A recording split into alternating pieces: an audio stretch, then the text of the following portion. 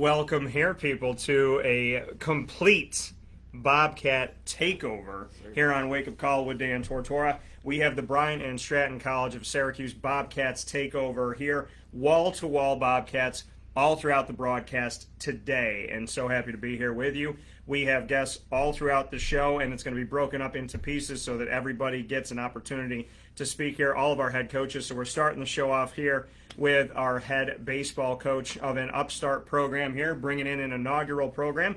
And so very happy to have Shawn Peake here with me. And then after this, we're going to have the head women's basketball head coach, which will be Tay Baker. From there, we will have the head coach of eSports, Aaron Baker. And then in hour number 2, we'll have Clay Gagen-Sherman, the head men's basketball coach. And then we'll go from there to women's soccer head coach Alex Grigorita, who's also the assistant AD.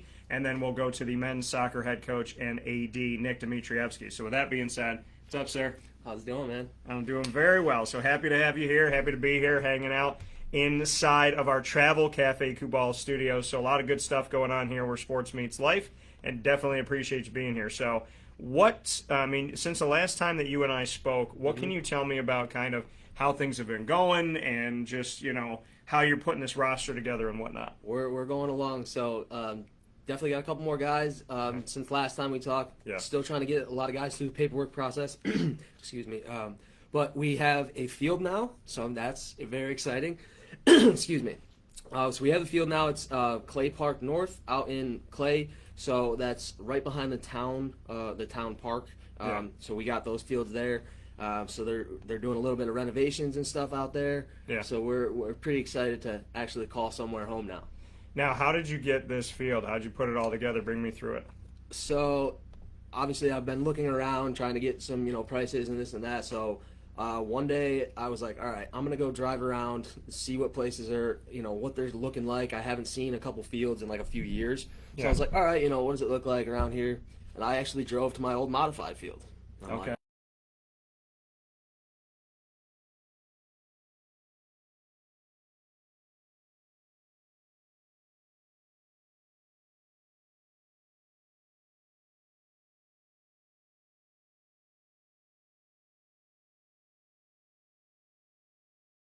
To them for a while, and I was like, all right, see what the deal is with the field and who's using it and whatnot. And they don't really have anybody using it. They use it for Little League, they use it for like a men's league, stuff like that. That they don't really have anybody that calls it their true home. So yeah, I'm gonna, we're gonna use it for that. You're gonna take it and make it yours. So to know that you have a field, to know that you have a place, that's got to give you obviously some peace of mind. Yes, to even just tell kids that, hey, we have this is our home field. If they can Google it now, they can look it up and see what it looks like. And what they're doing at the field too is when we get after like October, after our full season and kind of when their last game or practice or whatever is played on it, their plans are to kind of move the fences back, renovate it, add some things, do kind of make it really nice there, and hopefully they'll bring in more teams and everything like that too. So, you think obviously like you being a part of that could actually pay off dividends to help them to advance this field and to really make it a better experience for everybody. Yeah, that's kind of the hope for all of us, and that's what they're kind of thinking as well. That once if they see that a college baseball team is playing on there, maybe they can bring in some other attractions as well. And so looking at this, and as we're here with Shawn Peake, very happy to have Shawn here with us, the baseball head coach with the Bobcats in this Wake Up Call Bobcat takeover. We are wall to wall inside of the Travel Cafe Kubal Studios, and it is all about the Bobcats today. Bobcat Buzz comes to you every single month, and we have Bobcat Buzz times 6 today. 6. So roster-wise, how are things going? Roster-wise, things are going good, and still trying to get some guys through the financial aid process. That's kind of a thing. It takes a while to get them through that process, but we're getting there. We're getting there for sure. We're gonna have hopefully around 15 to 20 guys, for the first fall, and then we keep moving forward from there. And for you, knowing that this is coming to fruition, this is a reality, we are getting somewhere with this baseball team, just what it means to you to know that, like, living in this moment, and I want you to enjoy the moment because I think a lot of times people don't necessarily always do that, But are you taking the time to kind of take a step back and say, like, I'm starting a program, like I'm making something that never existed before? Yeah, it's extremely hard. It's extremely hard. I'm trying to take a step back, but not really yet. Yeah. I can't really yet because there's no really like stopping, and I can't really stop right now and try to be like, oh hey, I'm settled. There's none of that yet. Yeah. I can't be settled at all right now. I got to keep grinding and just no sleep for me. We were talking off the air about your family, and I would love to tell, with you starting the baseball program here at Bryant Stratton, that you have a really cool memory with your grandfather. Yeah, so my first home run in Little League, he actually caught, and we took him there last week, and it was his birthday. We took him there, and he remembered it. It was literally the craziest. I can't remember it. He's 80 years old, and he remembered my first home run when I was 9. It was a really cool moment, honestly. And for you to have that moment with him and to have it connected to the baseball world, just what that does for you, I mean, is that a moment that, not just with baseball, but in general, when life gets a little bit tough, that you can go back and say, like, hey, this is really special? Oh, yeah. It's everything to me. It's everything to me. Absolutely everything. I love it. It's always going to be there for me. I love it. And can we shout him out? What's his first name? Grandpa is Ken. Ken. He's on the golf course right now. I'll guarantee it. Yeah. Ken is out there right now? What is it? Let's see. Let's see. It's 9:15. He's either working on the course or it's 64 right now, so that's not bad. He's in Conway, South Carolina. So he's in Conway, South Carolina. Yeah, so he's down in Myrtle Beach. He's hanging out on the golf course, guaranteed right now. He's either working at it or he works there a couple days a week and he plays the rest of the week for free. What a poor man, you know? Out in Conway, South Carolina, working on a golf course, playing on a golf course. He lives across the street from Coastal Carolina. Yeah, and you know what the weirdest thing about Coastal Carolina is, and I have to shout them out now because this is crazy. Obviously, God is telling me to do something in connection with them. So, Danny Frasina went to Coastal Carolina. I just talked to a kid who had Temple, Coastal Carolina, and Syracuse as his final 3, and he chose Coastal Carolina. Shout out to Matt Chicatano from Mount Carmel, PA, the winningest program in Pennsylvania for football. So I had those two. Then Joseph Borland, who I just connected up with, and I'm working with WittyWix starting July 1st. He, from Three Diamond Marketing, him and I were talking. And then I put up the post about Matt Chicatano, and he said, that's my alma mater.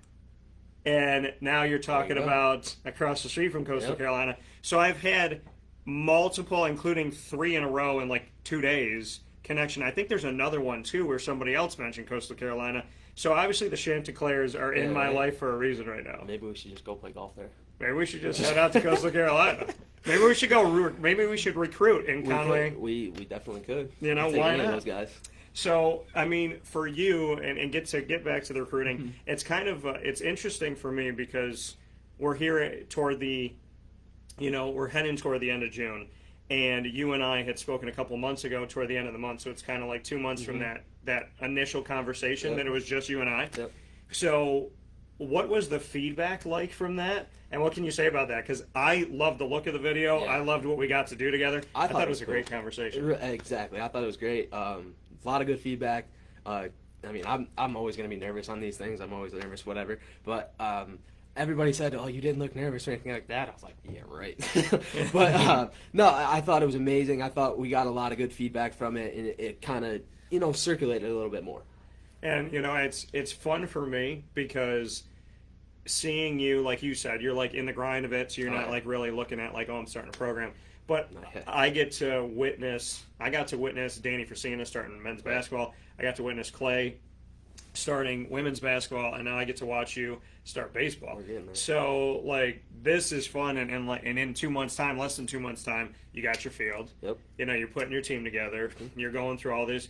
What's something about your job that you didn't anticipate that you're like, wow, I had no idea I had to do this? It's a long list. Oh, yeah. There's a lot of tedious stuff you don't think about. See this? It's white now. It's not normal. This is not normal. Everything. It's all on me to go figure out and find it out, and who, what, where, when, and why, and dealing with literally everything from the field to my players now, to dealing with their grades, to dealing with everything outside of baseball to deal with, anything like that other than the outside of baseball stuff, I'll say has been probably the crazier part to me. Well, and I think the thing is like, when you become a coach, you're thinking, okay, I'm recruiting and I'm training and I'm practicing and I'm playing baseball. Just go to the field and hang out. And it's like, no, you're doing 5 billion things just to get to the field. Yeah, exactly. There's so much more that goes into all of it. And, like, I kind of started getting that feeling when I was helping Clay out at the end of his season last year. Yeah. And it was like, all right, I see how much he's stressing about, like, getting a bus, getting a trainer, getting the smallest little details. It's like, all right, those little things that I probably haven't even thought of yet, getting umpires, getting this, getting that, and I'm like, I'll figure that out, and that'll just come up eventually.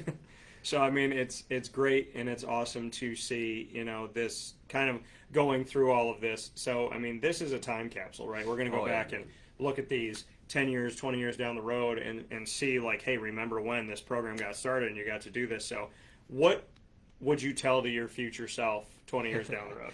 Keep going. Keep going. Keep going. Just keep going. Just keep going. That's it. Just keep going. Now, do you put a staff together? Do you bring somebody on? I do. I don't have like an official assistant coach or like on the books or anything like that, but I do have a couple of my buddies that are going to help out. I'll call them a couple local legends that played around here, played at Oswego, Lemoyne.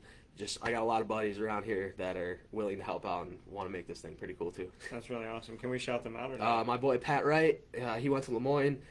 Brian Hamilton, I'm hoping I can snag the other Hamilton as well, get me helping out. I'm hoping for a couple other guys that are still helping, waiting to make a decision, but I'm hoping I can get those guys all here with me too.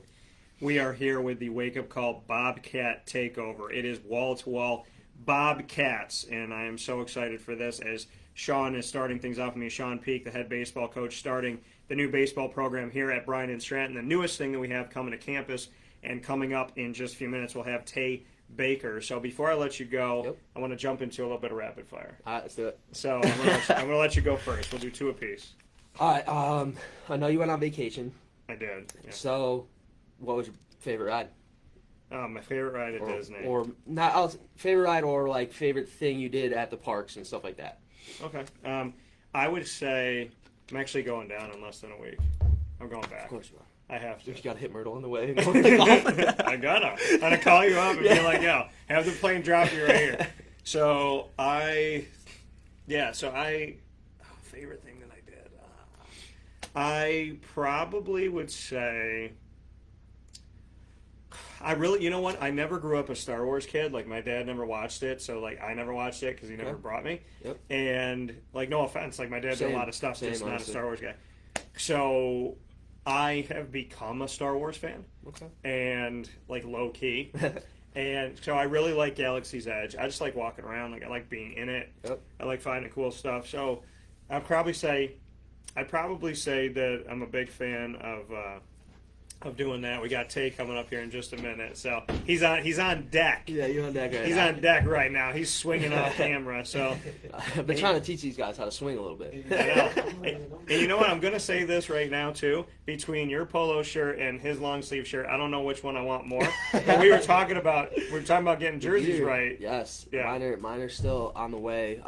There was a little mishap with UPS, I guess. Okay, we got to figure that out. They're on the way. They've been sitting in a warehouse in Mexico. I don't know if it's like, I don't know if you got some Kevin Hart. They got a checking and a savings. Yeah, I'm not sure what's going on there. So, but I will say, my favorite thing that I did down at Disney. Yeah. Last time, I'm trying to think of something that was unique. I mean, I can think of one thing that might have been pretty good for you. Yeah, I know. I'll throw something else. All right. I wanted to feed you a little easy one, right? I know. I'd probably say, man, I love eating at the Boma, and I had a really interesting story. So there was a torrential, like a Jurassic Park downpour, and like when the T-Rex got out, type downpour. And so I got there, I was all dressed up, trying to look nice, having a little date night, whatever. Yep. And so I was like, here, you know what, you got a dress on, you go in, do your thing, I'm going to go park the car. So I turn around, I had a rental car, I really hope they're not listening, and so the rental car come around the corner, and I hear this, dump, and then I see this thing like hit and fly, and I was like, was that a branch? Which is also Jurassic Park has. Right. It wasn't, it was the arm So the windshield wiper on the right side connects like this, and it has a little thing like a little T-Rex arm, and then it has a piece. The piece flew off in the rain, which I think is super cheap because it rains like crazy down there. So it comes off. I go and park. I put my poncho on. I'm like, oh, I got this. I got pants on, whatever. Put a poncho on. The rain only rained everywhere the poncho wasn't. It made my gray pants dark gray. I was drenched. I had sneakers on. These sneakers, they were drenched. First time I've worn them since then, actually. And so I was like, I'm fine in the windshield wiper, so I'm not paying for this. So I walk up the side where I could definitely get hit by a car. There's not a walk path. I find the windshield wiper stuck on the ground. I take it, and I'm walking in with the windshield wiper. I'm drenched. I had to buy Mickey shorts. And so they had a little Mickey here, but and then I had to wear, so she's in a full dress. I'm wearing a nice shirt. And now I have these khaki shorts on, and I have Mickey sandals that are red with Mickey's faces on them. And so we go downstairs, and then the lady's like, I can't find your reservation. I'm sorry. And I'm like, I have it on my phone. And she's trying 4 or 5 different things. I was like, ma'am, like I worked at Disney. I was like, it's right here. She's like, well, since you have it, I guess we'll have to let you in. And I was like, today is not the day to talk to me about this. So she let me in, and then then the server comes up. She goes, wait, are you the guy with the windshield wiper? And I pulled it out of the bag, and I went, yeah. And I put it back in the bag. So that was the last day. That was the last night. So that was.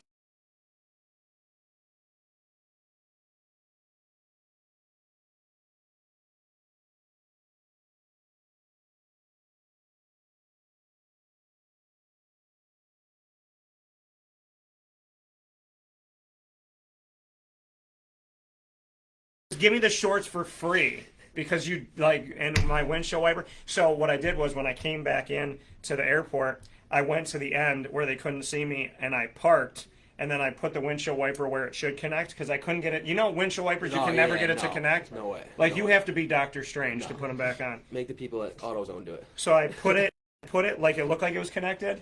And then I drove up, and then I left it, and then I got my stuff and I left. So when that guy went out and he windshield wiper, that thing went flying. So, but anyways, that's my story. Funny. That's pretty good. My story to you: what is your best vacation that you've ever taken? Oh man, let's see. Best vacation that you've ever taken. I've taken some good ones. I don't know if it's my best, but it was really cool. I have been to Hawaii before. I went to the Pro Bowl. But I got sick. You went to the Pro Bowl in Hawaii? I did. So my mom's goddaughter.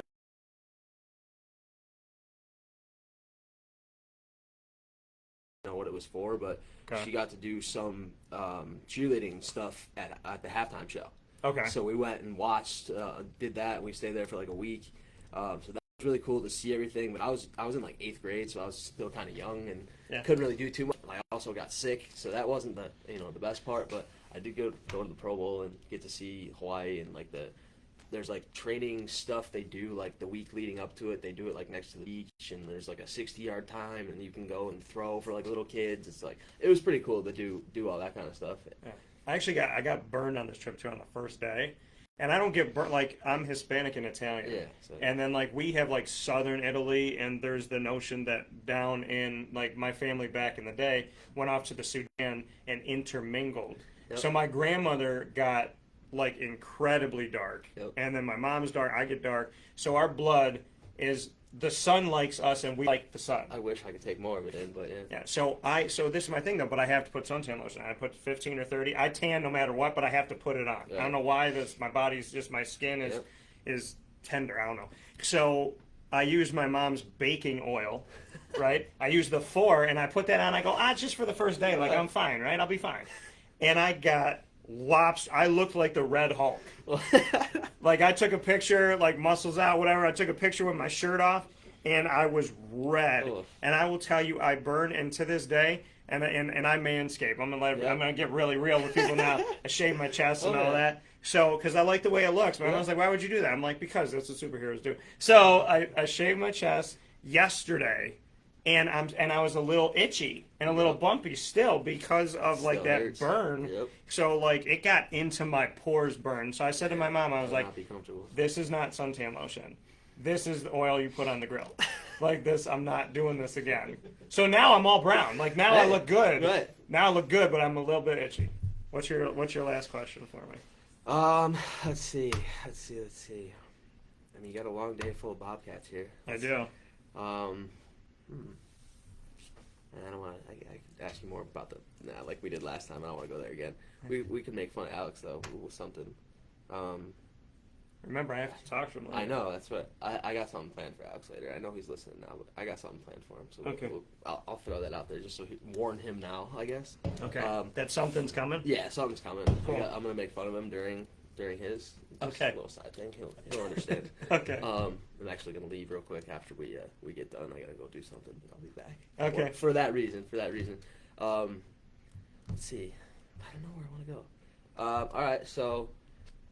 I don't know if it's more of a question or a rapid fire one though. All right, you said you like the food down there. I will go with food. Okay. Where was the best place you ate? What was the best meal you ate down there? Best meal I ate down there. That's a good question. There's got to be. Yeah, I know you hate good places. Yeah, I do. So I would say. I guess I would probably say the Boma. Yep. Which is where that story came from. But they have a thing they call it zebra domes, and it looks like zebra poop. But it's like chocolate mousse, vanilla mousse, Kahlua. Like it's just this they really, really good. And I'm gonna tell you this, I said I was gonna do it and then I did it. And I went up to I have no shame. I went up to the lady and I was like, do you have like a regular napkin? She's like, yeah, sure. She gave me a bunch of napkins that I love, without doubt. If you are with me, we're going to get the right stuff. I love cornbread, and I will find the good cornbread. I went to the thing right before we left, found the cornbread, rolled it in a napkin, brought it home for later, and I ate that cornbread the next day. So, like, I am a cornbread napkin, steal it from the buffet. I don't care. Listen, I paid for the buffet. I'm not stealing. Like, I'm allowed. If I decided to stay here and eat longer.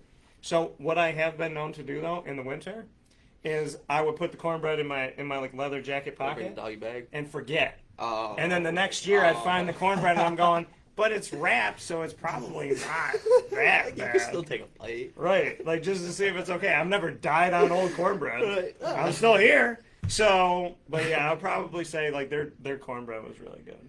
All right. I'm gonna say that, and their salmon's really good. So I love cornbread. So that sounds good. And their barbecue, so everything was good there, man. So.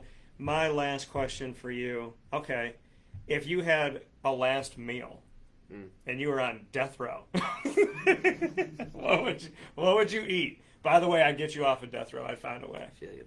I would. I appreciate that. Death Row Records, owned by Snoop Dogg now. Yes, it's my boy. Yeah, good for Snoop. Are we allowed to? You know what? Is Suge Knight still alive? Is he still in jail? All right, I'm not gonna say nothing. Because Tupac's waiting for him to die so he can come back. Yeah, we'll just shout out Biggie and Tupac. What's up, guys? Tupac's still alive. He's waiting for Suge. He's like, Suge's got diabetes. He's 800 pounds right now. He's on dialysis. And, like, he won't die. Him and Elvis are chilling somewhere. You know? I'm just like, I'm waiting. Listen, I'm a prediction guy. And most of my predictions, and I'm not saying this to go up, most of my predictions, by the grace of God, have come true. But the one that I made 20 some odd years ago was that Tupac's still alive. And I want to be standing outside the day that he shows back up, and I'm like... It's possible. It's very possible. Chappelle thinks he's still alive, and I like Dave Chappelle, so... Hey, I'll rock with it, too, maybe. You never know. Yeah. Suge is in jail right now, pulling an oxygen machine behind him, and he's probably eating cake right now, listening to this show. He's probably thinking about his last meal. Yeah. No, I'm trying to think of that movie. There's a movie where he gets his last meal, but he ends up killing everybody in prison. That's the worst thing ever, obviously. But he had a very good meal. I definitely would go a big old fat steak. Okay. Some type of baked potato, mashed potato, or something like that, and throw some veggies on the side and make that the last meal with definitely, and then throw some pizza and wings with that because it's the last one. I'm gonna just eat it all. All right, I like that. I think I would just go with a big old smorgasbord of everything. Good, I like that. And that's the thing. If it's gonna be your last, make it count. Make it whatever it's gotta be. Shawn Peake here, head baseball coach. New program being started at Bryant Stratton. This is the Bryant and Stratton Syracuse Bobcat takeover inside of the Travel Cafe Cabal Studios. Bobcats are wall to wall. Shawn, Sir. thank you. Thank you, sir. Appreciate it. Pass it on to my boy. Tay is Dan. coming right up here next, and we are streaming live here on youtube.com/wakeupcalldt, facebook.com/wakeupcalldt, and on mixlr.com/wakeupcalldt as well. Come on, sir. Yes, sir. So Tay Baker is here with us, and Tay sat right here Yes, sir. just a little bit ago when we did the breaking news exclusive about you getting the job and the first interview at the same time to be the new head women's basketball coach. So how are you, sir? Good, sir. How's everything going? Doing very well. Good, so, and I told you I love this. We got to move this for a second here. Right, I love this shirt. Right. I got to represent, guys. Looks like it's the electrified. It's like the neon light one, right? Yeah. So you're a little bit into the job right now. How Yes, have sir. things been going? Everything's been going good. I've been getting used to the job. Just been taking every day, one day at a time. Just learning the process. I got some good mentors around. Just listening, taking in heed. And so who are those mentors that you feel that you can go to? Pretty much everyone on campus. Coach Alex has been helping me out. Coach Nick has been helping me out a lot. Coach Clay has been helping me out, tremendously. Even Coach Shawn has been giving me advice on how to speak with, a lot of the recruits. So everyone on campus has been helping me out a lot. So having that, I mean, there's places that say, hey, we're a family, and it's just talk, right? It's just speak. Yes. But here at Bryant Stratton, knowing that you have those resources and that you can go to the other coaches, this is a family. Absolutely. That is more than just, saying that. That's not a facade. It's a reality that Yes, you sir. can go to them and say, hey, I have never experienced this before. What do I do here? Yes, sir. So you have that family. Absolutely. I do. I really do believe I have a family here. What is the best part of the job so far? Since you took that head coach role for women's basketball here at Bryant Stratton, what would you say has been like your favorite part? I would say my favorite part is, like I said, meeting everyone at the school, and also recruiting has been fun. I like that you just get a lot of time to basically handle all your business. Like anything you have to do, you pretty much have the time to do it. You just got to get it done. Time management wise, have you learned about that? Because I'll admit, as a business owner, I mean, we have our 10-year anniversary next month, and as a president and CEO of Dan Tortora Broadcast Media, I had to learn. And every day you learn about time management because I'm wearing 20 different hats. Right. Yeah. As a head coach, you're doing the same thing. Yes, sir. So have you learned time management a little bit better? Yes, I'm gonna be honest. I'm still learning time management. You always will, yeah. Time management has always been I would say like one of my weaknesses. So like I'm basically like I just brought up Coach Clay. He's been helping me out. Basically write down a checklist. And at this you got to get this done. These steps done at a certain in a certain time frame. Yeah. So yeah, I am learning time management, but it's a process. Out on the recruiting trail, what's Yeah. that been like for you? It's been going pretty good. I would like to reach out to a lot more local coaches, but it's been pretty good. I've been reaching out to a lot of girls. I had a few visits. I had a visit. 2 girls come up. Last week. I actually trained them. They actually liked the school. And I spoke to a few other girls, and they're also supposed to be coming to visit within these next couple weeks. What can you say has been, to you, your kind of reasons why when you're out recruiting and you're talking about Bryant Stratton of Syracuse and this women's basketball program, what are those pillars that you really want people to know? Like, hey, if you come here, this is what you're going to get that you really think Bryant Stratton gives in a special way. What are those pillars that you talk about? I feel like just because we're a small school setting, I feel like that, just like I said, the staff is family. I feel like if a lot of the kids come to our school, they'll become family as well with us and a lot of the students on campus. Because it's such a small campus, you pretty much just know everyone. Everyone knows everyone. I feel like if you come here, we have a good study program. The professors all are very good here. I graduated from here. Like the city of Syracuse isn't a bad place to come. We have a lot of, outside of the school, we have a lot of events, basketball events going on. A lot of the kids are coming that I'm recruiting are for basketball. So I feel like if they come here, I'll also have them involved in the city of Syracuse as well. And for you, the city of Syracuse means what? How would you fill in that blank? With one word, I would say everything, because Syracuse, the city of Syracuse, is pretty much all I know. I grew up here. I was raised here. I played for, Henniger High School. Went to OCC, and I'm now at Bryant Stratton. You know. So I mean, you've obviously, and like me, I mean, this is our home, Yes. right? So you defend the home. This is a blue collar home, Yes. hardworking home. A lot Yes, of sir. generations are here. Yes, sir. So I mean, the community. How do you sell that community to people? The fact that we really are, in my opinion, and I've lived here. I've gone and lived in Pennsylvania. I've lived in Florida. I've come back. Yes. So I know the value of here. Yes. But when you put like Syracuse on your chest, and then you get to be a coach at a school that is right here in Syracuse, Yes.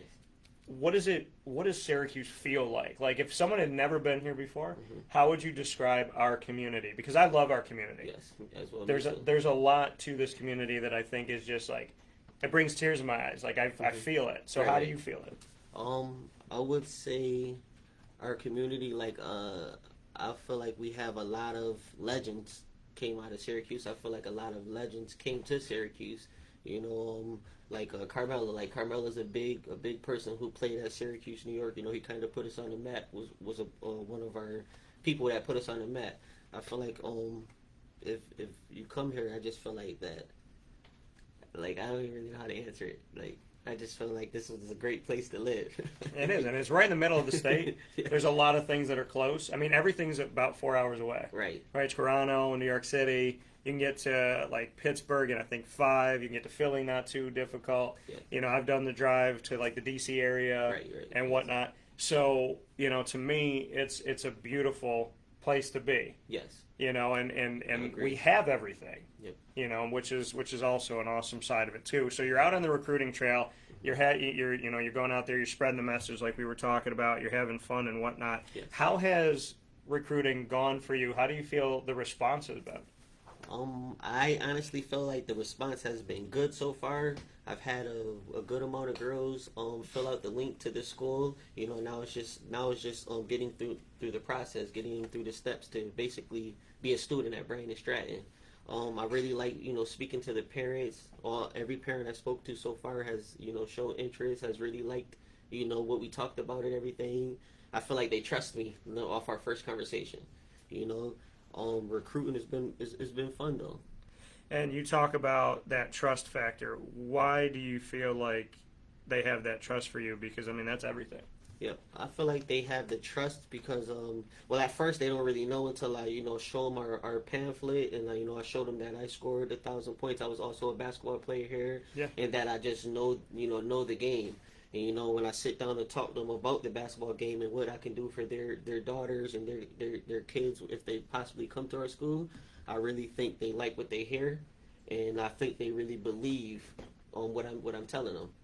You said that like for you and putting this team together and whatnot, you want to reach out to more local high schools and whatnot. So how do you build those bridges and what are you doing to do that here in the community? I feel like to build those bridges is basically what I've been doing, pretty much all my life is just reaching out to the coaches around Syracuse. Like I played for Henniger, so I reached out to Ben Cohan. He's the girls coach, varsity coach at Henniger High School. And then I spoke with the SAS high school coach. I'm just basically going to schools and speaking to people and just trying to build a relationship, on the other side, like the business side, because I have a lot of relationship with them, as mentors who have been watching me grow up as kids playing basketball.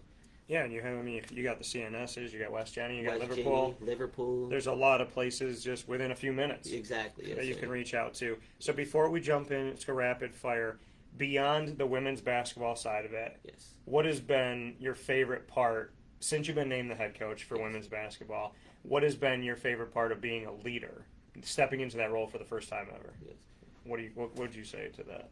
My favorite part about being a leader and then being in this position is that I can give other kids around my area and in other areas, that didn't have an opportunity to play college basketball, I went back to school at older age. Yeah. And I felt like I didn't know the right people, I didn't have the right people around me to point me in the right direction. So I feel like when I go and reach out to these girls and I tell them my story, they kind of say that their story is similar or they can compare their story to my story. So I feel like I'm just giving them an opportunity to come play college basketball before they get old as I was. I wish I played at 20, 21 years old. Yeah. You know, but I went a little later, so I'm giving them an opportunity to play at 18, 19, 20. Yeah, you're giving them, you're giving hope. Hope, right? exactly. And you're giving that hope and that other path. Right. Because, I grew up playing the game. I love the game. And, if this was an avenue for me when I was growing up, this could have been an avenue for me to take. I got recruited D3. Right. And so for me, it was like, I've always been a shooter. I'm 5'8". I wanted to play pro. I'm 5'8". You know what I mean? Same So to me, it was like, I know I can play the game. Right. I know I have God-given talent, and I know I have to put the work in. Yes, sir.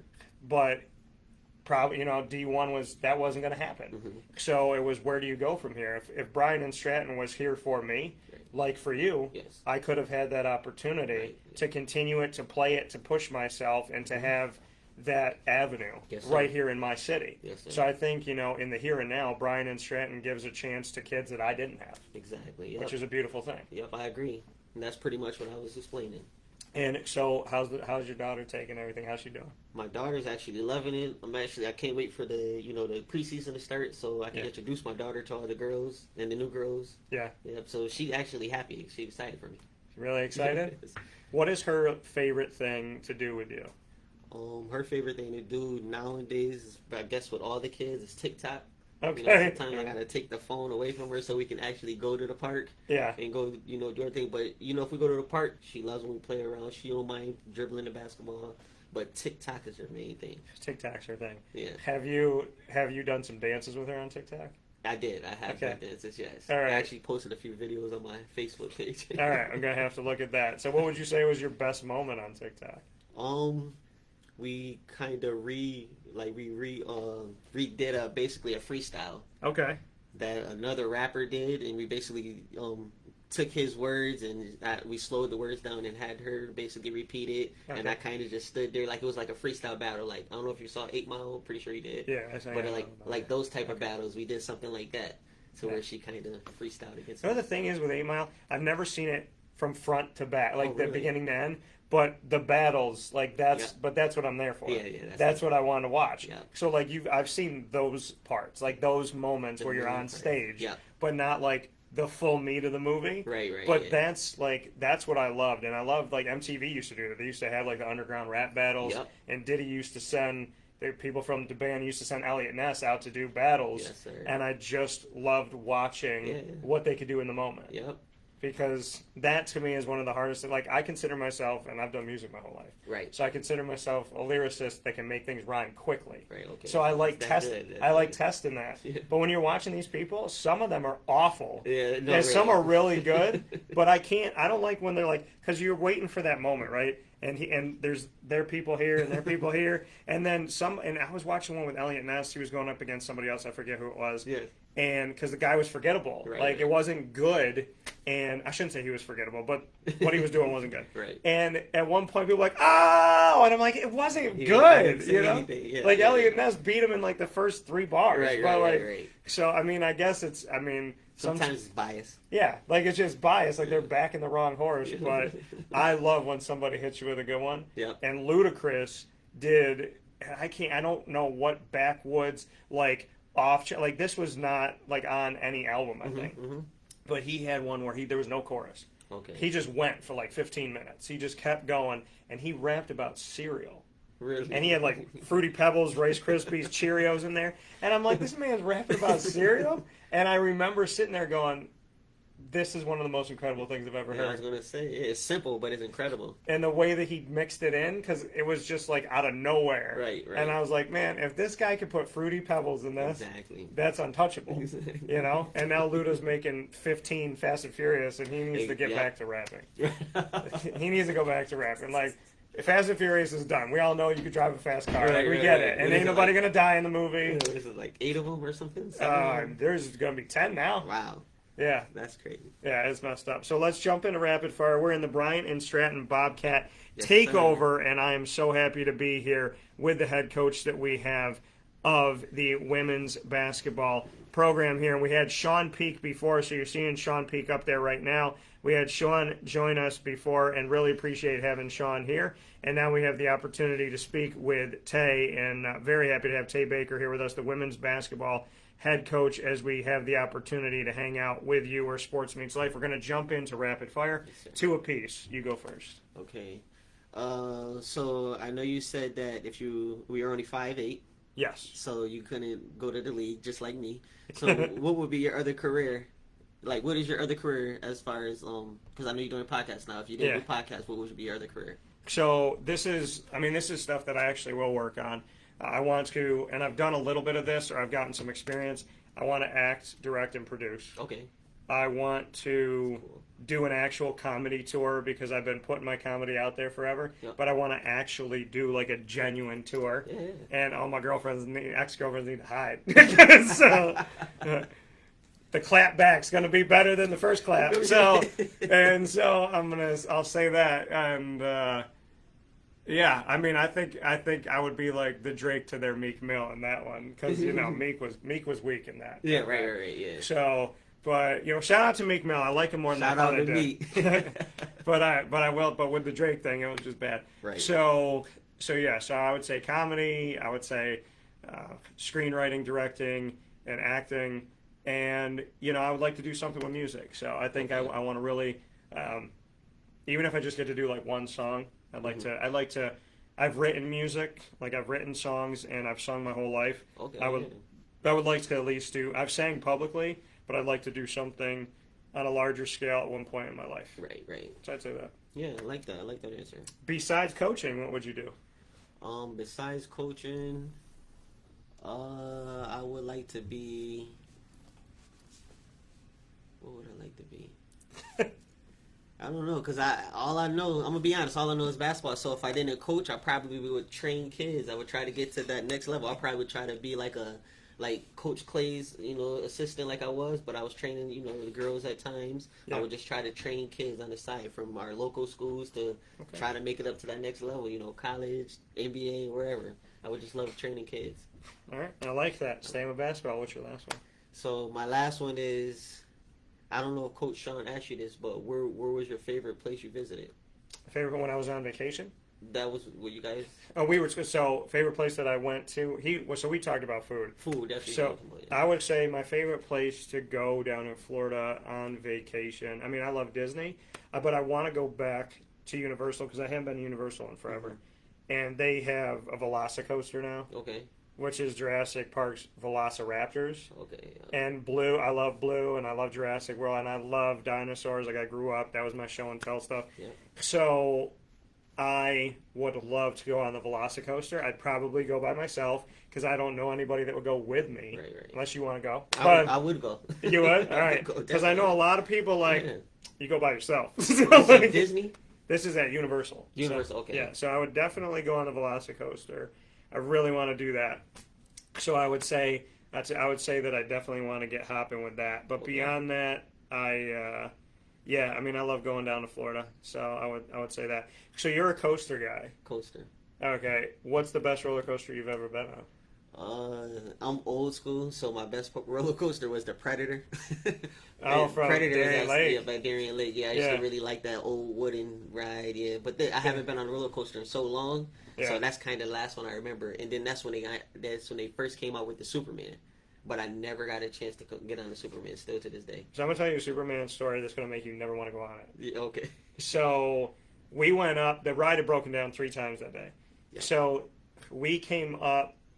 And we were on the incline. And you know those stairs that are always on the roller coaster that you never see anybody walk up? Right. Well, I had a girl walk up those stairs with a microphone on, and she was with a walkie-talkie, and she comes up, and we're on the incline. I'm in the front row. Mm-hmm. Now, if you've ever been on a Superman ride, all there is it looks like his underwear. It's a little thing that goes between your legs, and there's a little bar to hold on to and nothing else. There's a little pinky bar. Yeah. And you're on the front, so there's no protection. Yeah. If y'all go, you're going first. Right. So we're up on the incline, and you hear this, and I'm like, and she's like, yeah, and he's like, and for 15 minutes back and forth, and then she gives him a thumbs up, and I was like, aren't you supposed to test the ride? And she goes, you guys are the test. Oh, wow. She goes like this, we go up. So we're the test of this ride, which is probably highly illegal. Yeah. And we're on the ride, and at one point, so you go up, and then you're going 70 miles an hour, and you go around this thing twice. And as I'm going around, I'm on the outside right, and I hear this, Oh no. and I feel this slap on me. There was a bug chilling by the ride, just like, what's this about, you know? Buzz. And so, like, and I got hit, and I was wearing a tank top, and this bug hit me so hard, I probably blew it up. But it looked like I had a third nipple. What? It was like this like black and blue nipple up here, and it was right where my tank top would move when I walked. So every time, and I was single, you know, like I'm trying to look at the girls. It was summertime, and as I'm moving like this, you could see my third nipple from the bug. Wow. And that happened at Darien Lake. So shout out to So Darien you Lake. splattered it. Oh, I killed that. Oh, wow. The last words that Buzz had were the last words that came out of that bug were. Bzz, bzz. That was it, and I could imagine that was "oh blank" in its language. You know, That's too funny, man. That's a story, though. that's definitely a story. So, all right, so yours is Darien Lake. We got to go back to Darien Lake and get our buzz on. So we'll be doing that. Tay Baker, head women's basketball Yes, coach. sir. We did the exclusive here with him, breaking news when he got the job, Yes, sir. and we're back here with him again. Thanks, Tay. Appreciate you, Dan. Appreciate Have you. a good day. Thank you. Thank you. So we are continuing in here. It is the Bryant and Stratton Bobcat Takeover here on Wake Up Call with Dan Tortora. Very happy to have you all here. And we're going to jump the line here and have the former women's basketball head coach and the new men's basketball head coach, who we got to do the exclusive with when he was named the men's basketball head coach. We had the exclusive breaking news and first interview with Clay Gagen-Sherman when he shifted over to men's basketball. We did that at Mother's Cupboard, 3709 James Street in Syracuse, New York. Awesome food. And where he was second in the eating contest, and I was fourth. So it's great stuff. Happy to have you here. Thanks for having me out, man. Clay is back here on the broadcast with us in this Bryant and Stratton Bobcat Takeover, and so happy to have Clay inside of our Travel Cafe Kubal studios. And Clay, I mean, this has been an awesome road. It's been an awesome time to be a Bobcat, and there's so many great things coming up. You and I were talking off the air about what's been going on, so fill us in. How's life going? Life's going great. You know, just obviously being a dad now, so that's the priority. And then in addition to that, obviously recruiting, getting the team together, getting the roster together for this upcoming season. And recruiting's going well. We pretty much have a full roster at this point, looking to add one or two extra guys. Yeah. But I think we have a lot of talent. We have a good returning foundation, and this I'm really excited for this upcoming season for sure. What is it about being like shifting over to the men's side that maybe has surprised you, or something maybe you didn't anticipate?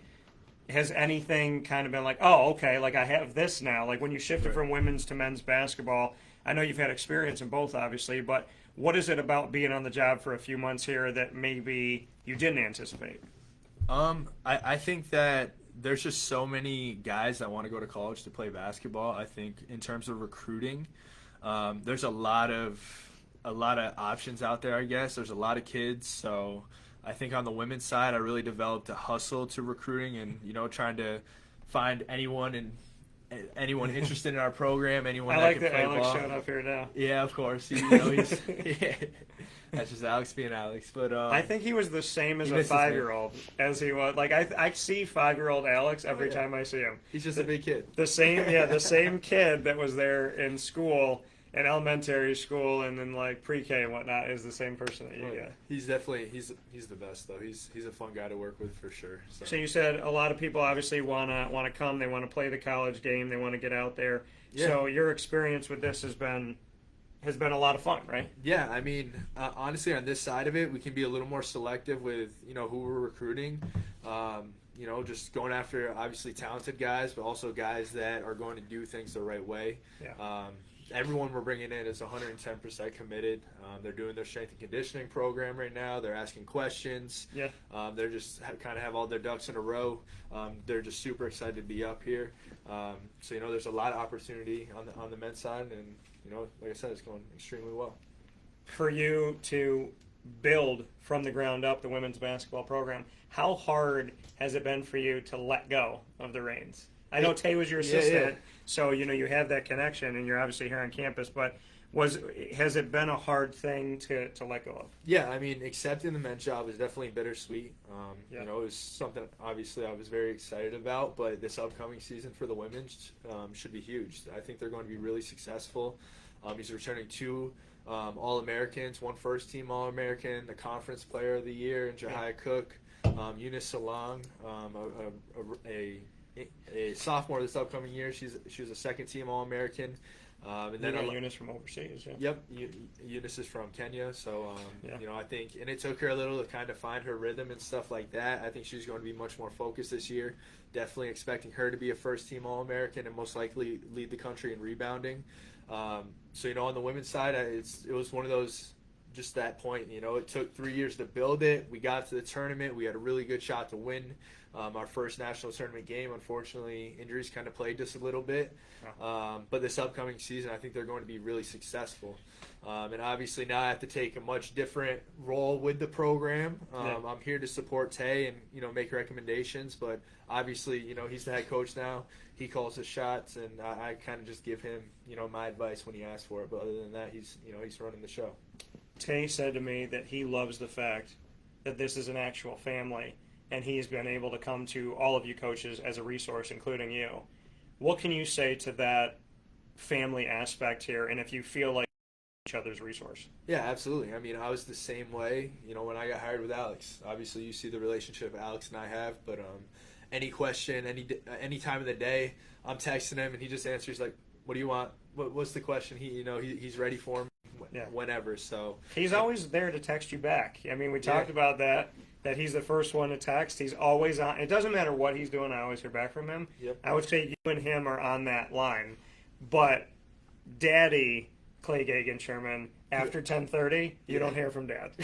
So Dad is. And now, are you sleeping or are you watching? Okay, Man. I'm I was sleeping. gonna say, are you sleeping or is that when you're like watching TV or watching film? I mean, I had a recruit text me at 10 p.m. last night. I did not get back to them until this morning because I was out. 9:56, I was sleeping. So, yeah, once I get home, obviously I try to hustle during the morning when I'm in the office and stuff like that. Once I get home, I'm on my phone a little bit, you know, just trying to follow up and stuff like that. But there definitely comes a point in the day when I get home that I try to put the phone away and just, you know, be focused on Kate and my daughter Cleo. So how have you balanced? And I want to get Kate on the show at some point and ask her, but how do you feel you've balanced daddy life, being a husband, being a friend with basketball? Like, do you feel that you actually can take that family time and give that time to Kate, give it to Cleo? Do you feel like you've been able to find a way in a day to say, hey, there's always work to be done, but I want my wife and my daughter to know like they have my undivided attention? Absolutely. Like I said, when I get home, it's a lot of it is family time, and then also, you know, when I'm home, when I'm talking about work, I'm talking about that with Kate. You know, she's kind of my assistant from afar that no one knows about. Yeah. But you know, we stay connected through my job. I mean, being a basketball coach is who I am, and you know, she fully supports that, and is a huge reason why I am a basketball coach. Yeah. So of course, like, family first over anything, and then obviously when I get home, the first hour or so, once I get back from the office, my wheels are still turning, thinking about, I got to make sure this kid gets this thing done and stuff like that.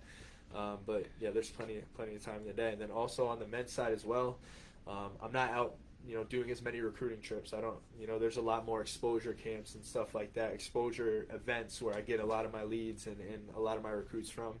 Yeah. So I'm home a lot more on the men's side, which I really like for sure.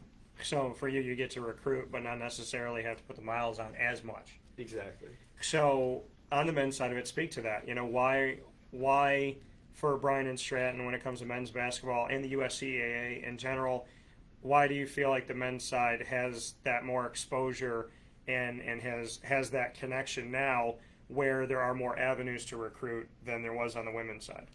I just think I think it comes down to just there's a lot of guys playing basketball. I think there's so many recruits out there that, you know, like you go to New York City and you go to an exposure event and you get information on 3 other exposure events happening in the next month. Yeah. On the women's side, there's just not as many of those things. And also the men, just in terms of Bryant Stratton, the men's have been around for an additional year. So we've just had an additional year to get our name out there, bring kids through the program, have good experiences, and get those referrals that way. Who does the exposure camps? Is it USCAA endorsed, or are there different coaches that are putting this together? Different coaches, trainers, a lot of AAU guys that do events. My first event was in Long Island this year. It was done by Coach Dre from Team Underrated. Oh, on Long Island. I learned that from being there last year. Oh, got you. Okay, that when you say in, even the nicest people will go on. You're always on Long Island. So shout out to Brooke McKay. It's on Long Island because we just did an interview and I slipped one time. Yeah, so on Long Island, yep, down there with Team Underrated, Coach Dre. You know, he also runs a prep program. Last year was their first year, and he had a great event. I think it was in March, maybe April. That was my first event I went down to, and they did a great job. And actually, we signed quite a few kids from his prep program for this upcoming season. So. Shout out Coach Dre. You know, and it's building those bridges and those avenues. How much did Danny Frisina help to facilitate that? Do you feel like he helped to build some bridges that you can walk on now? Yeah, for sure. You know, another showcase that I went to, Diamond in the Rough, hosted by Coach Kai in Astoria. Dan put me on to Coach Kai actually a couple years ago because he has some female recruits as well. But definitely that relationship has been super helpful. And we got a few kids. Definitely one of our big time players coming in was playing in that showcase, and that's how we met. So for sure. So you had that experience and that connection. You want to make this your own, obviously, and all the work that Danny put in. You know what it's like to build a program because Danny built men's basketball at Bryant Stratton here in Syracuse from the ground up. You built the women's basketball program from the ground up. So how do you make this your own, and do you feel like you've already put your stamp on it, or will that come in the season? I think, you know, definitely I've already put my stamp on it with just kind of how I took over and just kind of the message I sent to what will be the returning class this upcoming season. Mm-hmm. And I think it just comes down to me being me, you know, setting the team standards that I want to see. I'm really big on strength and conditioning. So like I said, our guys they got the program, they're doing it. You know, that's kind of the way I can sort of be involved over the summer is send them the program, tell them what the goals are when they come in. And, you know, obviously once they come in for the preseason, I'll see who was committed to that. But it definitely seems like a lot of the guys are getting after it. But, yeah, like I said, it just comes back to me being me and, you know, obviously the team standards that I set. So I've gotten to know you really from when you came into the community, you know, and I did an event with Coach Q, and you came down to that, and I got to meet you, and I got to meet who became your family as well, and Kevin Gagen. I have to, now, you could tell me if I'm wrong, but he seems to be, if you're going to have a father-in-law, it seems like that's the one to have. He's been by your side, supportive. When I met you, if you told me this is my dad, I would have been like, okay, because he does so much with you. How would you say the father-in-law relationship is with Kevin? And is there a better father-in-law, because he seems to, I mean, you say Kate supports you and that's her father, but he's so involved from my perspective. You could speak better on it, but I would love to have a father-in-law that's going to drive around with me all over the place and introduce me and try and get me out there. So yeah, Kevin is definitely the absolute best for sure. You know, he's so good at, you know, building relationships. And for me, he's just been supportive ever since I met him. Just very nice, the nicest person. I don't think there's anyone out there that doesn't like Kevin. Yeah. And when it comes to, you know, my career in basketball and things like that, he has great ideas. And, you know, like he really gets, you know, my wheels spinning and, you know, gives me great ideas on how to take the program to the next level and kind of some avenues to go through his experience in his work. So. Yeah, Kevin's the absolute best. Kelly is also the absolute best. Shout out Kelly. I know she's probably listening right now. I'm the best mother-in-law in the world as well. And I haven't had the chance to meet Kelly yet, but I look forward to that. Yeah. So I can speak to Kevin because I met Kevin, but I definitely want to meet Kelly. I just feel like the Gagen family has been so supportive. Yeah, I'm lucky for sure. You know, very blessed. And to go off of that, I spoke with Kevin about, he told me, he said, hey, did you know that Nick Foles' wife, that she has POTS, you know, that she's gone through this and whatnot, same thing that Kate has. And he said, you know, they've done a great job about getting the information out there and being supportive. So I went up to Nick Foles when he was in Jacksonville. I don't know if you know this, but I told it to Kevin, I think. He told me, yeah, but I went up to Nick and he's like, hey, man, really nice. He's like, I just did the podium, like I'm not doing any. I was like, Nick, I'm not I'm not here to do an interview. I just want to talk to you about like your wife and your family. And he was the nicest guy about it. And I'm happy I got to talk to him because then he got shipped out of Jacksonville. But to see that, you know, your family, you have a wife who was told she would never walk again. She wasn't going to play sports. Right. She wasn't going to have the life she wanted. Probably wasn't going to be able to bear a child. Like, I know your story, and I know how hard you fight, and I know how humble you are and how hungry you are. But can we talk about Kate a little bit and the fact that you have a wife that was told that her life was going to be nothing of what she wanted it to be? Right. If there is a superhuman in Syracuse, Yeah. I would say that it's Kate. And I look to her all the time. When I see somebody going through something, I do in my head, I know I don't talk to you about this, but I do in the back of my mind, I'm like, she was told she couldn't walk. She played soccer. She won awards. You know, she wasn't going to have kids. She wasn't going to do this. Like, she wasn't going to be able to get out of bed. What can you say to your wife's story?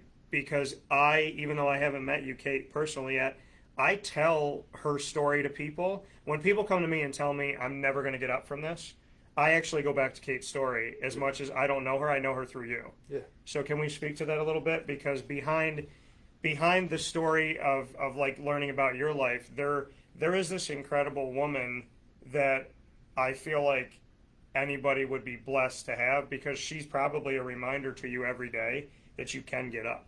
Yeah, Kate is the most special person, the toughest person.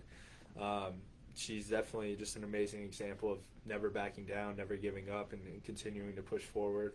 And, you know, if you know Kate, you know there's no excuses. Like, I know I've said it before on the show and stuff like that, but no excuses, and just being accountable and, you know, kind of just being persistent, I guess. And you know, if once you get to know her, you want to realize that she's dealing and battling that every single day.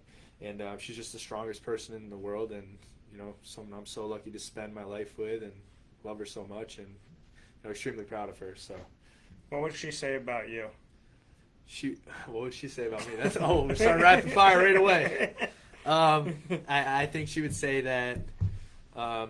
I honestly think she'd say that she's really proud of me. I've came a long way since we first met each other. Yeah. She's a huge reason for that. Write it in the comments, Kate. But I think she would definitely say that I came a long way, that I'm loving, that, you know, her and Cleo are definitely my world, and, you know, I try to get better at everything I do. I think that's something that, you know, I kind of pride myself in, is constantly trying to grow as a person, and obviously now as a basketball coach, a father, a husband, you know, a son. So, Where do you think you've improved the most as a person, and where as a coach? I think as a person, again, just kind of going back to accountability and just owning everything, you know, every decision. And sometimes I'm not the best at it, but then I take a step back. I'm like, all right, that was my fault. Why am I making an excuse right now? And then as a coach, just, accountability, again, just being open to learning. Like, you know, whether it was a good game or a bad game, there are 1,000 things I could have done different. And just kind of going back to the drawing board and seeing what I can take away from each opportunity I get as a coach. You put the women's team on a national stage. The men's team is coming off of going to nationals for the first time. Of the returning players and the nucleus that you have, what do you believe in as we get set for 2022-23? I believe that we can go there and win a national championship. Yeah, I truly believe that. Why? We have a ton of talent. We've been there. Now we have experience kind of tasting it. Yeah. And I think the guys we are bringing in are just, like, hungry. Like every single one we're talking to, we see how the soccer programs win national championships. I send the rings that you they can't got. see, but off camera, Nick has what I would call trophies, a.k.a. giant drinking glasses. They look like the Holy Grail, like all of them. And I think Alex's might still be in the center because he might have moved it there. But I don't know if Nick put it there or if Alex has a key. That sounds like something Alex may do. Okay. For sure. We might have to turn them around. I need to, you know, it's kind of like, because I can't see what's on the front of these, so if we spin them around to see which one's in the center. But, yeah, you were saying, I mean, obviously this is a school that knows what it's like to be on a national stage and win a national championship. Right, and now on the basketball side, we've tasted it on both men's and women's to get there. And I think the guys that are coming back understand what goes into actually winning once you get there. And then the guys we're bringing in, like, they have their eyes set. Like, since our first conversation, they know the ultimate goal is in terms of basketball is to win a national championship. So I think we got the talent and the experience, and now it's just about installing those team standards and that culture. You are obviously bringing back some players like we talked about, but you're also recruiting heavily right now. For sure. And you're going to field a pretty hefty roster. How do you balance that? It's once we finalize our roster, we figure out exactly which system we're trying to play. We want to press, so more guys. Obviously we're going to play quick and press. Well, if you have a deep bench, then that'll help out your press for legs. So. And exactly, more opportunities there to play fast.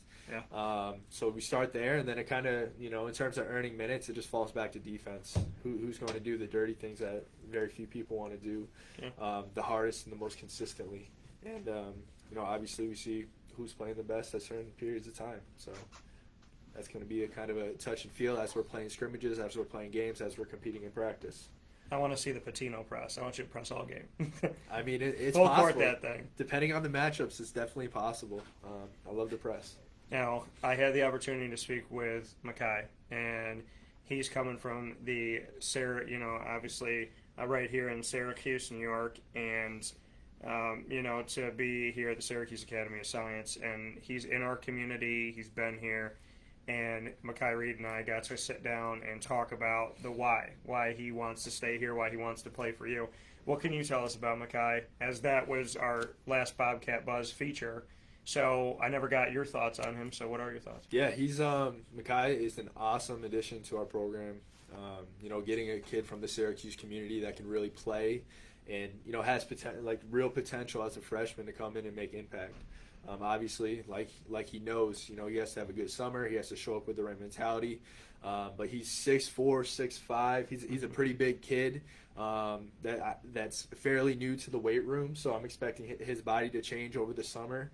And he has the ability. He played point guard in high school for SAS, and I believe they won the section this year. So he's calm and cool on the court, kind of like his personality is. Yeah. But for us, we really see him kind of transitioning into more of a wing. Especially, we just talked about a little bit about defense, but I think he can really match up with wings on the other team. And then, with his offensive ability to, he makes good decisions with the ball. I think he has to improve his jump shot a little bit, but he's strong. I think he fits into that defensive mentality of being able to press and run the floor. So, really excited about Makai. He's a great kid. He's a hard worker. He runs his own business. He likes to fish. Yeah. He likes to fish as well. He's just, a cool kid that we think is going to be a great fit for us. And also his mom graduated from Bryant Stratton College, so that's kind of a fun fact as well. Yeah, so shout out to Mom for being an alum here. How much of, I know obviously with recruitment this year that you're going to have, like we said, a deep roster. How, as you look to the future, how much of this do you want to look at the local world and recruit locally here? What do you think of the talent, be it Syracuse Academy of Science or any of the schools? I spent a lot of time with the high schools in the area, so I know a lot of the talent and some of those guys that are looking for that opportunity that may not go D1 or D2 and may be looking at, where do I go from here? I want to continue playing. I want opportunities. So what can you say about building the local bridges? Have you done it already, and what do you think of the talent? I think we're definitely starting to. Danny's had a few guys in the past from the Syracuse area. Right now we're returning Richard Jenkins and Evan Keeley, both former Henniger players. And now we're bringing in Makai as well. We're also recruiting a few other Syracuse guys. I think there's, Syracuse is definitely basketball country. There's a ton of talent here. And again, our school offers a great opportunity for Syracuse City School students to capitalize on Say Yes, come to school on that scholarship, and really, again, get a great athletic experience at a small school that supports them. That coming from Clay Gagen-Sherman here with us in our Bryant Stratton College of Syracuse Bobcat Takeover, wall-to-wall Bobcats here on Wake Up Call today. Very happy for this opportunity. We're going to jump in rapid fire, 2 apiece. I'll let you start.